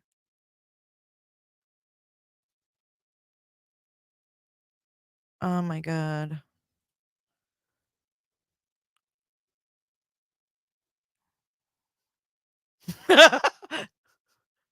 Yes, Max, it's gone. It's totally gone. I'm telling you, he deleted it. Hold on. I think I have it in my file here. My Koberger dump. Because didn't I send it to you though in a DM? My God, I feel like Gypsy Rose. Did I send it over in your DM? Was he a Koberger? I don't know who he is. No, it says his name's Mike. Is that Blowburger's Uncle Mike that doesn't talk to his dad?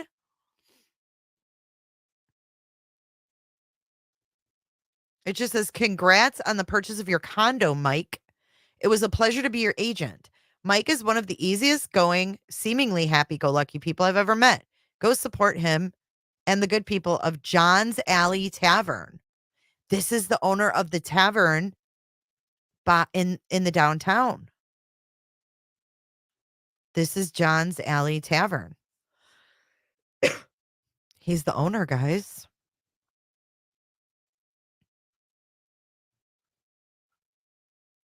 Let's see what was going on back in 2022 at John's Alley. Who are these people? Throwback to prom weekend.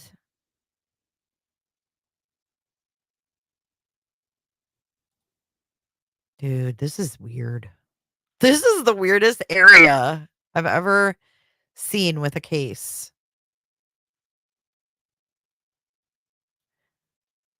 Beanies, anyone?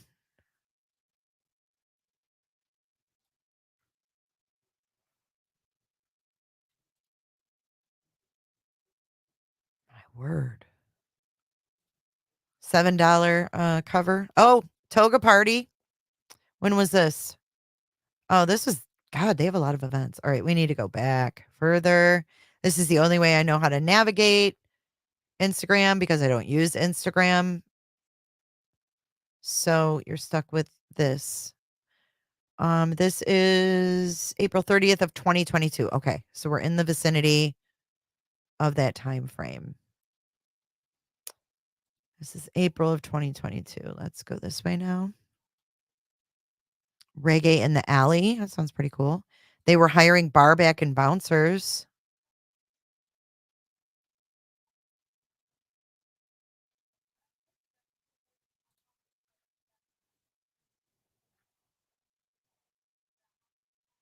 Nothing's really a pumice pocket when you go in there and pumice stone your feet. They had a jammy party. Look at pajama jammy jam. Throwback jams.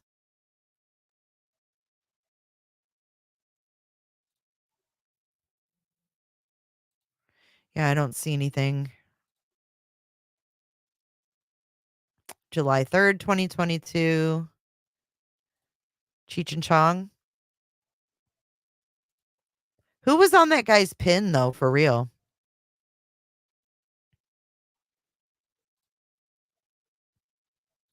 This is July 25th, 2022. It says some highlights from last night's killer Halloween party. Halloween in July in Moscow, Idaho. It was Halloween in July, guys.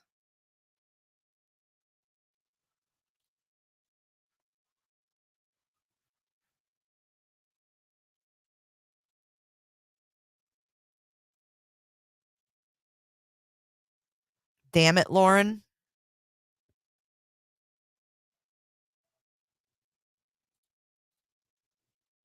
Michelle Moonshine and Company. Michelle Moonshine. You do have it? Have you seen the Moscow PD YouTube video? Join us? No. No, but I'm about to show you this Seth guy. Okay, hold on. Let's go back to this. Let's go back to Seth's promo video. We're all over the place in the rabbit hole today on Wednesday, January the 17th. I can't believe it. Being available for our clients basically around the clock. I don't want anyone to ever feel guilty for having a question. We're here to guide people and consult people and feel confident and comfortable and empowered in the real estate process in general. My name is Sage Francetich, and I'm the broker and owner of Blue Sky Real Estate.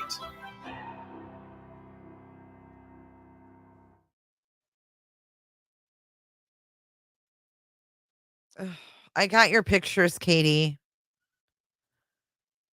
Oh, for God's sakes. Gritman CIO Kane Francetich joined CEO Cara Best in accepting the University of Idaho President's Medallion on behalf of Gritman's COVID-19 pandemic response team for their efforts in combating the virus. Francetich is pictured with U of I President Scott Green. All right, so I've got a picture of this dude's dad. Thank you so much, Mega. Holy fuck. Guys, I don't even feel right sharing this, but he had this on his business page.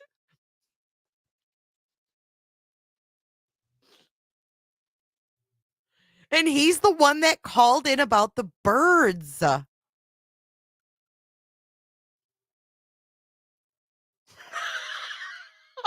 I wish I could see everybody's face when I pulled that up. I just can't. He had that. I was like, what the fuck? And look at it. It says Sage, the Moscow. Wait, let me remove the comment.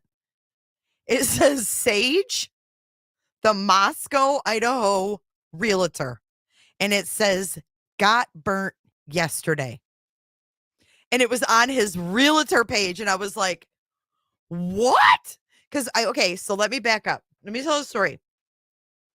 I found in the blotter that someone had called Moscow or 911 and said there was birds on a house and that it looked like, that something happens when there's birds on a house and he wanted it checked out, which means death, right? Then, so I requested whatever they had, 911 call, any kind of, body cam footage or whatever reports. And I got the 911 call and it had his name in it. And I was like, who is this guy? So I Googled him and I find his Insta and I click on his Insta and I see this. And I said, this can't be real. This guy's got to be getting hosed right now. Like, this absolutely cannot be fucking real. But guess what? It's real. And this is his business Insta. He has now deleted it. I wonder what he does drive. You want to see his actual Insta?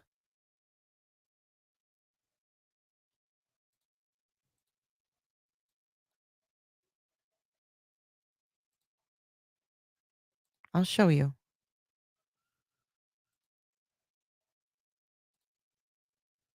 Oh, there's nothing there. He deleted everything. There's no posts. He's no longer following anyone, but he has 15 followers. I'm assuming somebody commented on that photo and that made him delete it.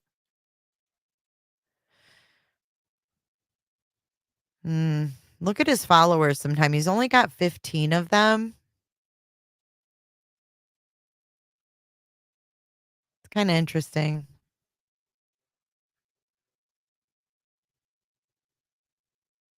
Yeah, he deleted all his posts, so he no longer has any personal. He does have his business one.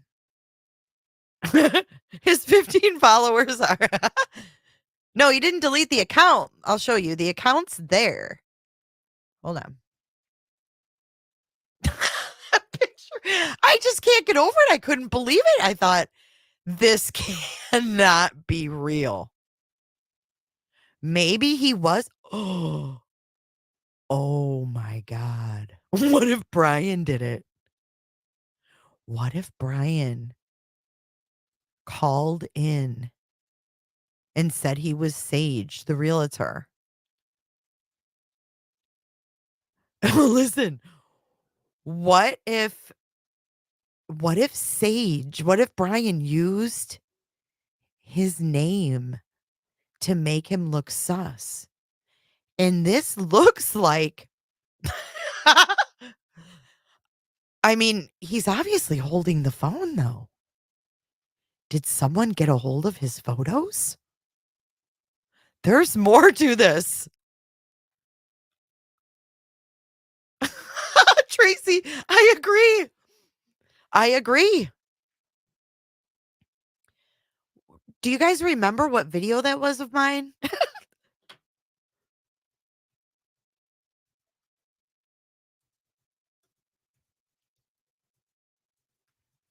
That I played that audio?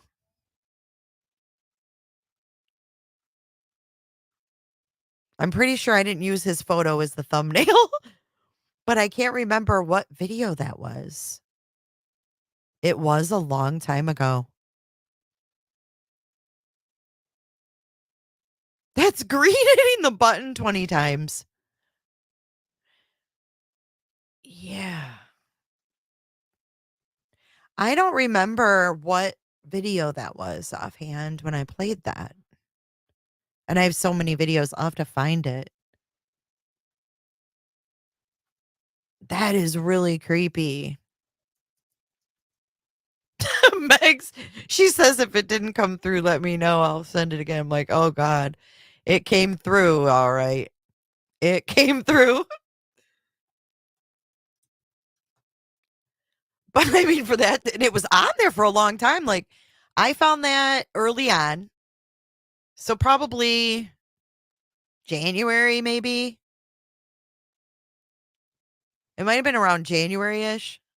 And then it was still up there. How long ago was that I sent that to you, Megs? Not that long ago. Maybe the last couple weeks. It was still there. So it was recently deleted. Correct me if I'm wrong.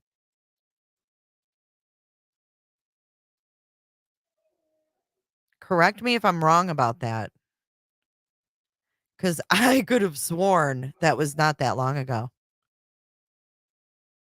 Yeah, Rachel remembers. Rachel remembers that ish.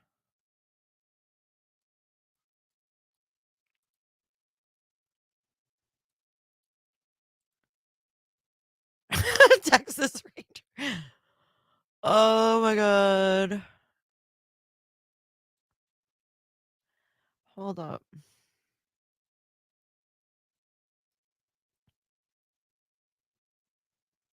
Just give me a second here.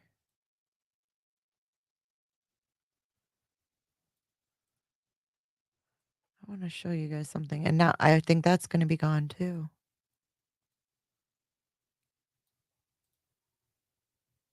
Have you guys ever looked at the president's residence on Google?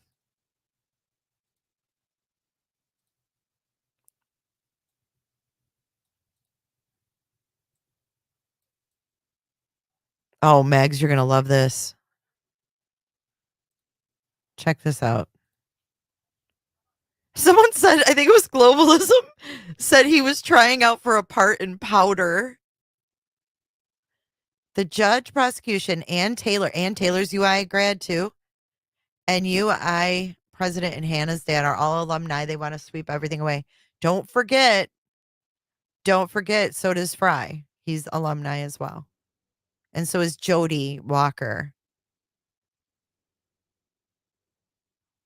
Hajar, I am Norwegian and we call the U.S. the United States of Murder. Wow. I don't blame you. Yeah, that was Sage's. He took all his pictures down, guys. That was Sage's Insta. You're going to see the Google right now. All right, so this is the president's residence. And look what's in his driveway. A white truck. No, it's a utility truck. I'm just messing with you. But this is his house that he lives in. Yes, D-Love, we already did. Oh, and let's not forget Megan Marshall is also a UI grad. Megan Marshall. Is John Judge a UI grad? On Facebook, he goes by Sage Mc. He does? Or is that fake? Was Sage hacked?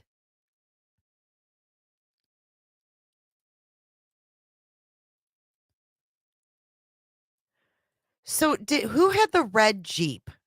Was that Ethan or Ethan's brother that had the red Wrangler?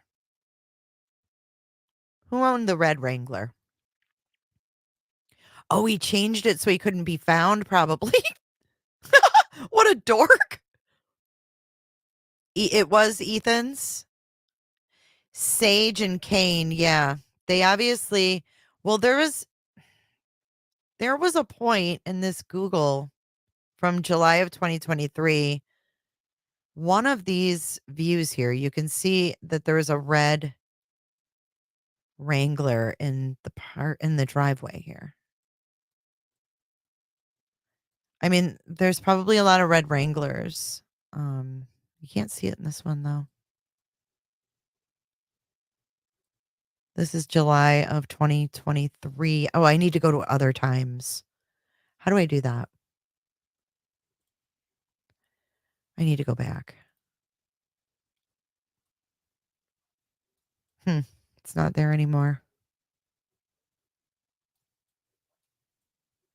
Look at all the white cars, though. I mean, this is 2021. And I mean, you look, white trucks, white cars. It's like,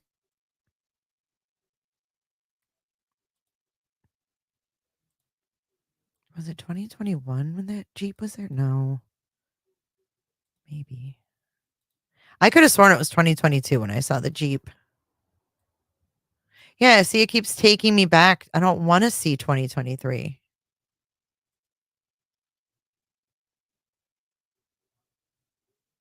Hey, Caddy.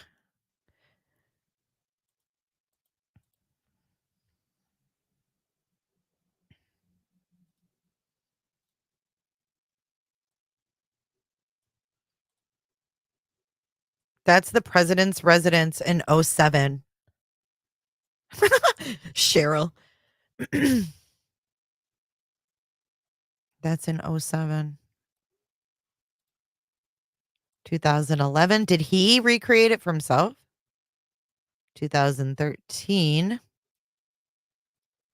and 2021. That's a nice pad, huh?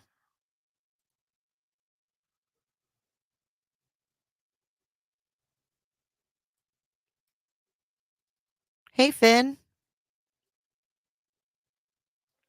Video camera at the end of Nez Pierce and Blake.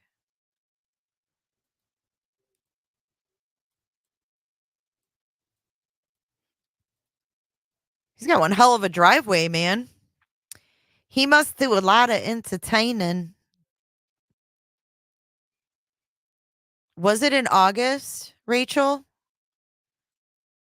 Is that the Jeep? No, those are the guys. Yeah, you can't see the Jeep anymore. That's really weird. That's really odd because there was a Jeep there. There was a red Jeep. I have screenshots of it somewhere. But anywho, let's see if we can find that audio of Sage. I just don't know.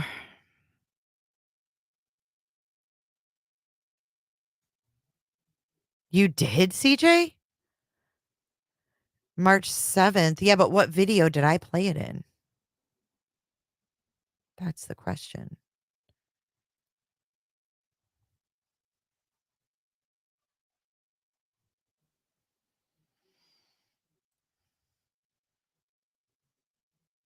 They're saying I played it in March. Okay, so let's go to my playlist. I hate trying to find my own videos. I don't know how anybody finds my videos to even watch them because I have a hard time finding my own videos.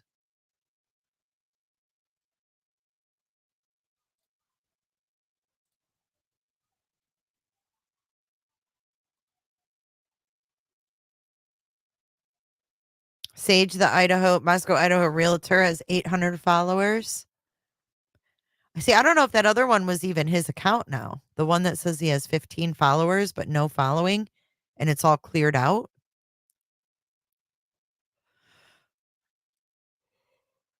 I don't know if that was even, maybe that was a fake account someone made. Wouldn't that be shit? Wouldn't that be something if it was in Koberger's like search documents? Yeah, I'm trying to find the video with the crow audio.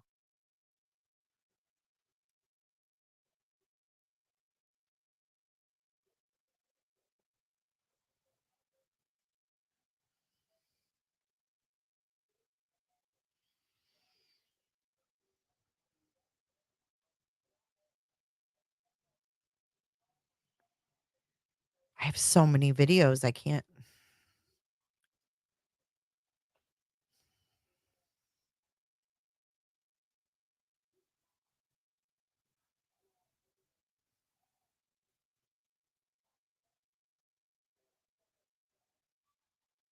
Caddy, do you remember which one it was?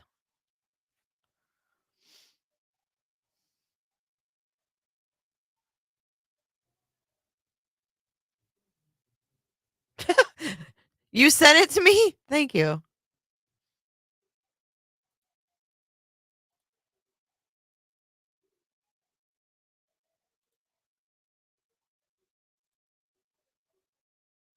Thank you, CJ.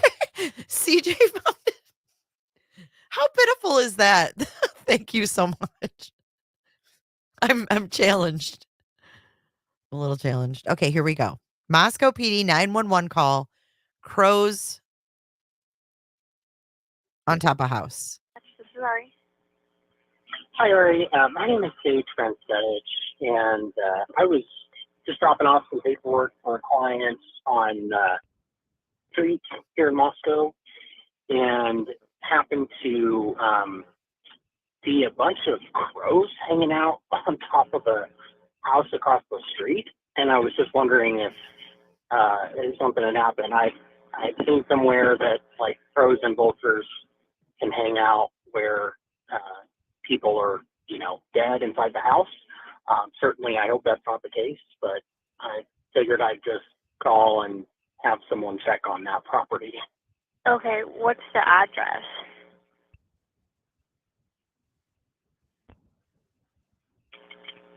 And how do you spell that?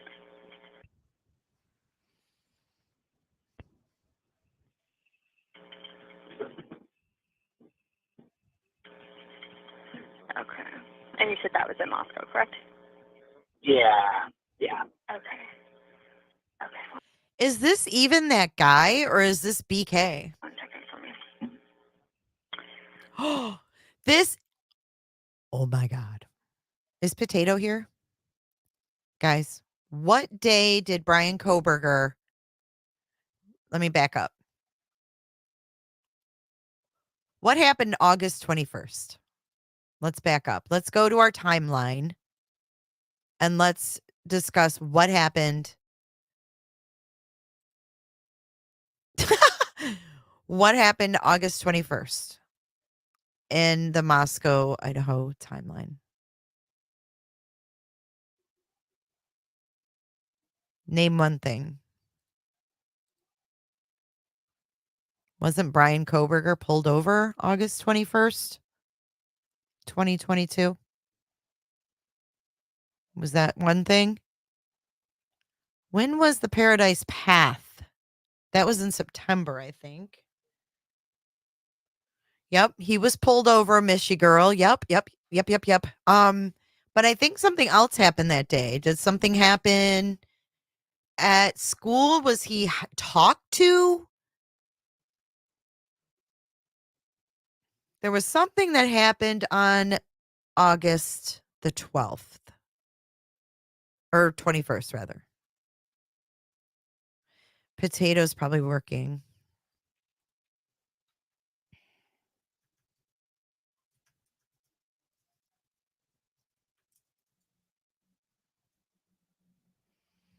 Hold on. So let's do this. Let's look at the Moscow Police Department daily activity log for August 21st, 2022. We have an animal noise complaint on Kenneth Street. We have a simple battery. We have male knocking on the door trying to get in, possibly intoxicated. This is at 1 in the afternoon. Or no, 1 in the morning. 1 in the morning. Someone was trying to get in someone's house on the 21st. Constantly leaving windows open, extremely loud. Share walls in the apartment. Have tried to addressing neighbors in the past, didn't work. Person called into emergency hours after hours, reporting a noise complaint. We have a narcotics canine search at 1:50 in the morning. Excuse me, on Main Street. Narcotics canine search, 1:50 a.m. Then at John's Alley, remember we saw the guy that owns that bar? Oh, shit. John's Alley. Remember Sage is in the picture with the guy who owns John's Alley?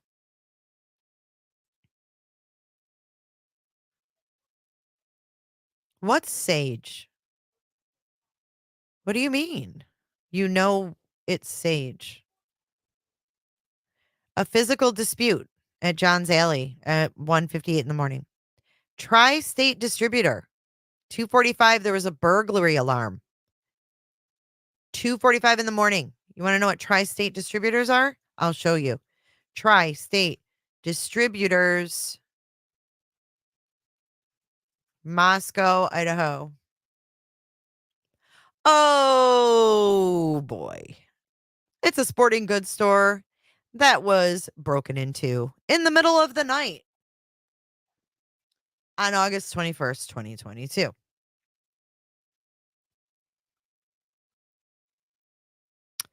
Recovered stolen property. Papa Murphy's found item. God knows what that is.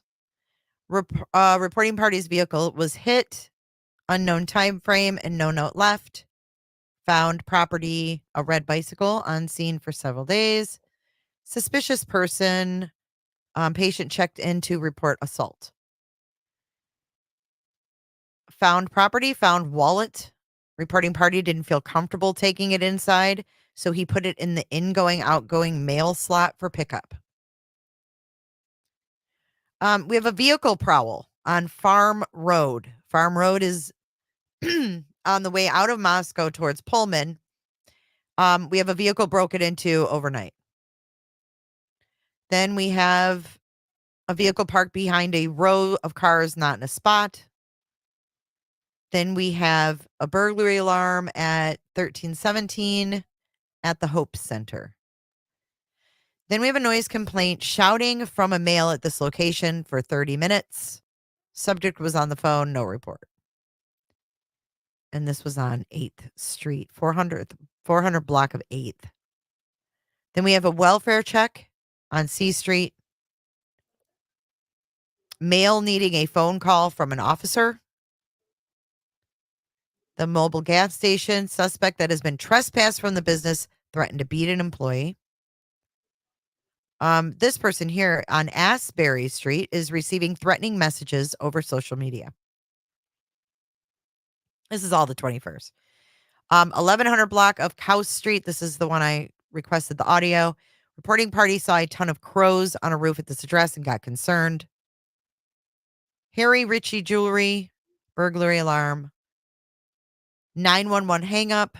Reporting party advised there was nothing wrong. This is on Vandal Drive on campus. Here's another one. UI facilities. A gun check. Here's another one. Administration building. Officer request. No. Oh, public program. Never mind. East Side Marketplace, suspicious circumstances. Officer responded unable to locate. So we don't know what those circumstances were.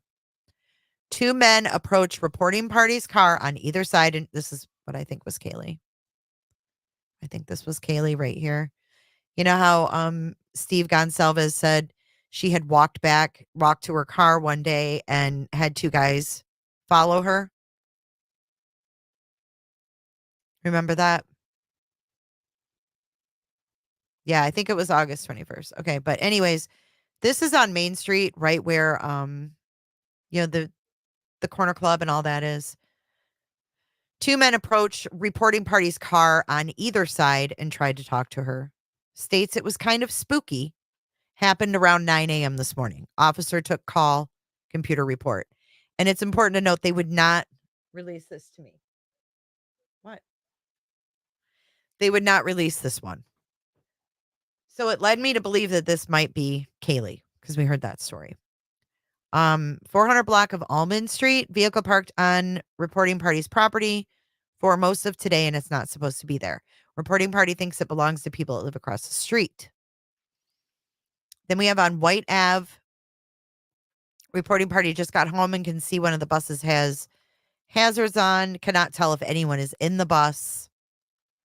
Stray animals, White Ave, Humane Society, 2 pit bulls running loose. Harassment, reporting dogs barking. Structure fire, Main Street, no information, law and fire. Reporting party, a person on a skateboard is in the lanes, weaving between the lanes. This is all in the fucking 21st. Buffalo Wild Wings, one arrested male. Animal noise complaint, dog barking for the past hour. Unknown owner, reporting party tried knocking on the door and no one answered. That's sus. And that's it. My ads. Look, is your blood sugar over 100? Eat these weird red things.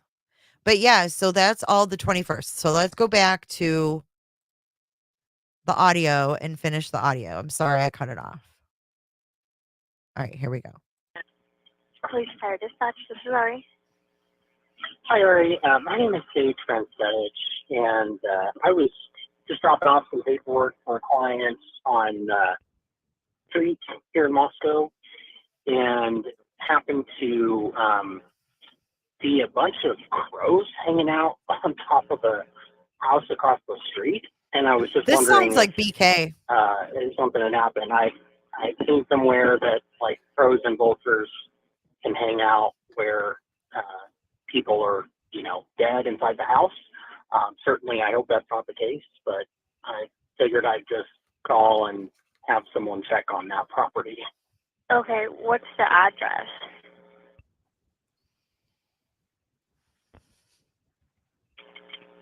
And how do you spell that?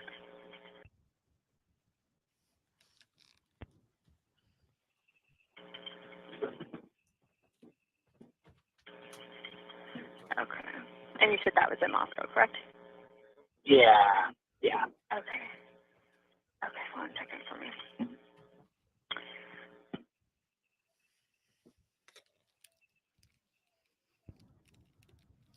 If you're going to kill somebody, how would you get away with that?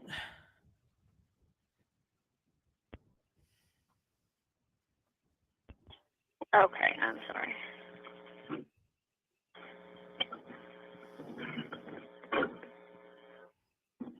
Okay. And what's your name one more time for me? I'm Sage, S-H-E-D. And what's the number you can be reached at, Sage? I don't believe this is Sage. Okay. And would you like phone contact after, or is it not needed? It's not needed. I just want to make sure, whoever's there is, So, Yeah, that is not Sage. That's not needed. There's like a ton of crows. There's a ton of crows on the roof. I've never seen so many crows just hanging out on the roof before. Okay. Just thought I'd call it in. Okay. 1 second.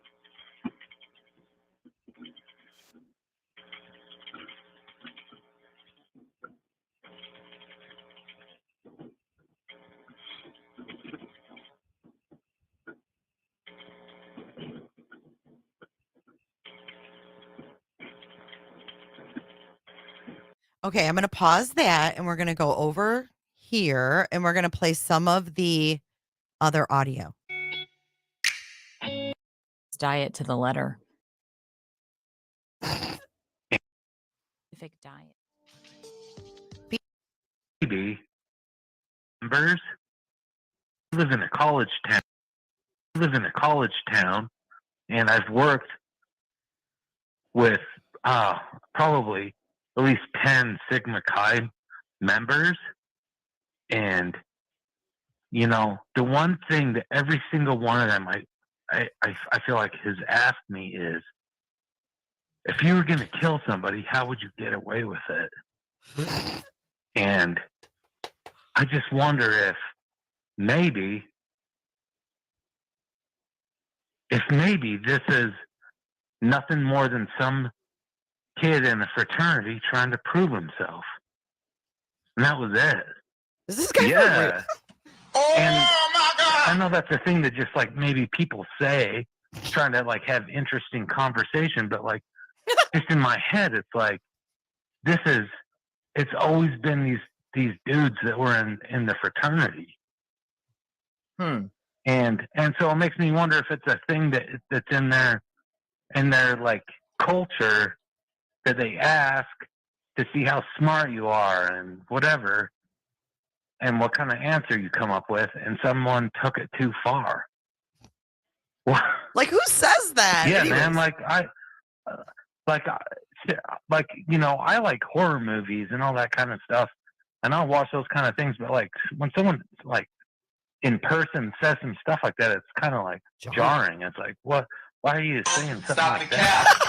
Stop the cap. No, always the same thing that disrupts my life. Wonder when I'll change. I guess when the time is right, procrastinating, mind arranged to change would be a fight. So I'm pacifist, like I'm afraid to get a bloody fist. Look at just my mind is pissed, and I keep running. Why is this? When I hit it, always we've been stunning. Always gentle giant, no defiance, all building alliance, and still think that I am peasant. I stuck in the future, but I'm never looking at the fucking present. Keep it up, act like you're all that. Here's a cookie too and a present. Led from a desert eagle, eagles going louder than my motherfucking beagle. And your life, you get no sequel. Leave you loved ones crying like some seagulls. You are not my equal, you are equal, but I'm people. And now I'm going regal. Don't fuck with us. You know us. Next song music. Yes, yes, no, yes, no. Screamed loudly, apparently. The man then harmed her, and the reason the wounds were of such force, he was delivering it quickly and forcibly to quiet her, which I apologize for how, I know it's disturbing, but anyway, how do we know that she screamed? Because 3 individuals reported hearing a scream between... A scream? Yeah, it does sound like him. Between 3:45 and 4 o'clock. That's why the police have such a specific time frame as to when the murders occurred, because I don't know if you noticed, but the authorities weren't called the next day until late in the morning, yet they had a very specific time frame when the murder happened. They think the scream is why. And after reviewing video files from the neighborhood, they reviewed security cameras in the area, and they have an audio file I haven't heard it, but I was told that you can clearly hear a loud scream from a female. That scream was recorded at exactly 3:38 a.m. Neighbors say they didn't call the police because they said there's often loud noise coming from the house. I was told that there are parties there all the time. Again, I don't know if that's true, but it's what I was told. The weapon used was a long serrated-edged hunting knife with a fixed blade. The weapon had not been in the house. The person brought it with them and took it when they left. The 2 victims were on the same bed, not side by side. One victim was found on top of the other. The reason is that the one tried to escape and was grabbed, harmed, and then shoved and fell on top of her friend. In the name of Jesus, Father God, Lord. That is why there is there's a lot of blood mixtures at the scene. They're also desperately looking for this white car. The reason being is that it was seen speeding by an A&W gas station. I don't even know what that is, but anyway, I don't even know what that I was is, he told it was says. seen speeding by an A&W gas station / hangout at 3:45. Now, if the screen was recorded at 3:38 and the car sped by at 3:45, it's a very tight time frame, but it is possible that the person left immediately and rushed and was seen speeding by. Also, the scream may have been what caused the person to quickly leave. That scream could have been what saved the other two roommates' lives. The person knew that they might be, and All right, and that's where the Josco thing ends.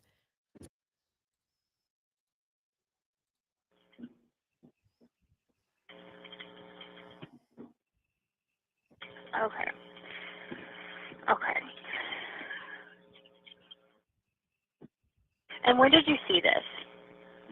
Oh, this was just in the last 5 minutes. Okay.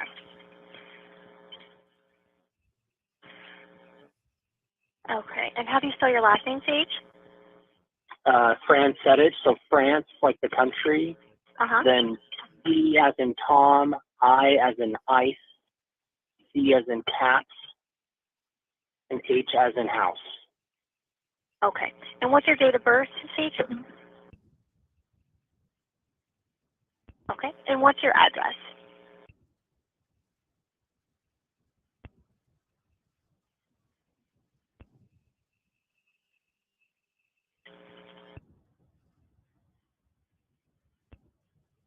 Is that a house or an apartment? It's a house. Okay, perfect. Okay, I will get an officer out to check, and just to make sure, and I'm sorry, just to confirm, did you want phone contact afterwards, or you don't need it? No need. Okay, perfect. Okay, perfect. I will get an officer out to go check, and I just wanted to let you know you have a very unique and very cool name. I really like it. Oh, thanks, sorry. Yeah. Okay, Appreciate it. you have a good day, okay? You too, thank you. Okay. Okay, bye-bye. Weird. This whole town is weird. Okay, here is Sage just posted this 1 hour ago. My first involvement in the city of Moscow's government.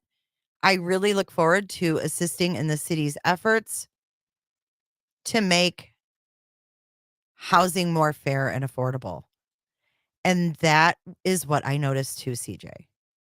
He was so concerned about someone being dead or something being wrong. Did he marry a female? Where's his realtor videos? Are they on YouTube?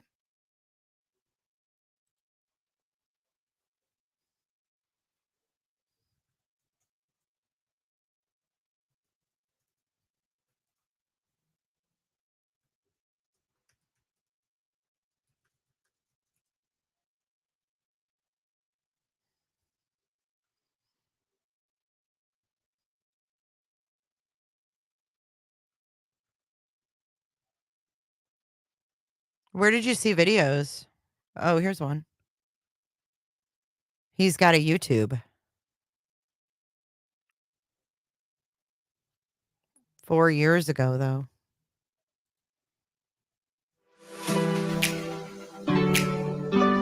He took her last name? Does he talk in these? He's not even talking. Where's his videos?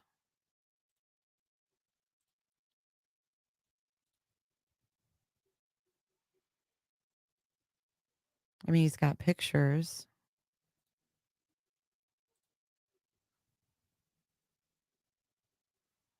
Yeah, I don't know. This bothers me. This guy looks familiar for some reason, and I don't know why, but anyways, we have covered a lot of stuff, guys. I think I'm going to wrap this one up.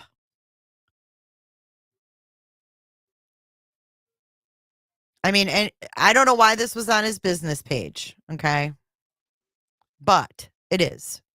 And his dad is affiliated with UI and all that. But that's not really that shocking because they're all connected, aren't they? Powder.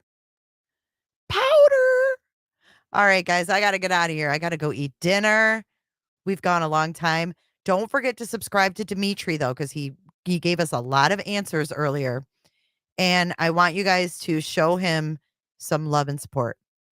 Let's dance this one out. Thank you so much, CJ, for coming in.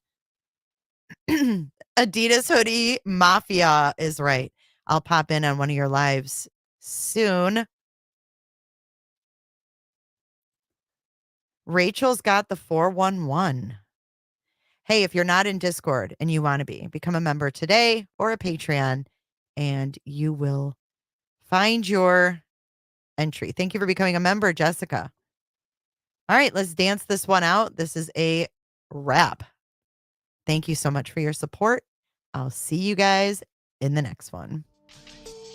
Be sure to check out my other videos and playlists for more true crime content. And if that's not enough, you can join our Patreon. Don't have a tinfoil hat? It's okay. We'll make you one. It's that easy. See you guys in the next video. See you later. Bye.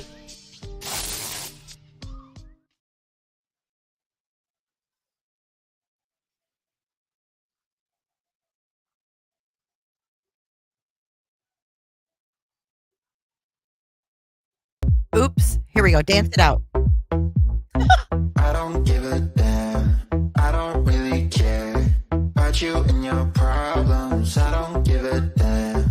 You talk way too much. I have heard enough about you and your problems. I don't give a damn. I don't give a damn. I don't give a damn. I don't give a damn. I don't give a damn. You wanna be with me. You wanna feel something real, but I'm feeling differently. You're making plans to get to friends, but don't wanna face the fact that I ain't got time for that. Staying up late, sleeping all day, dreaming about Cadillacs. Buying new shoes, hanging by the pool, sipping on Coke and Jack. Calling my phone when you feel alone, but I'll never call you back. 'Cause I ain't got time for that. I don't give a damn. I don't really care about you and your problems. I don't give a damn. You talk way too much. I have heard enough about you and your problems. I don't give a damn. I don't give a damn. I don't give a damn. I don't give a damn. I don't give a damn. You're mad at me for not giving you comfort. You say that I'm away so much and now you don't feel the way you felt when we were younger. But that's okay for me, 'cause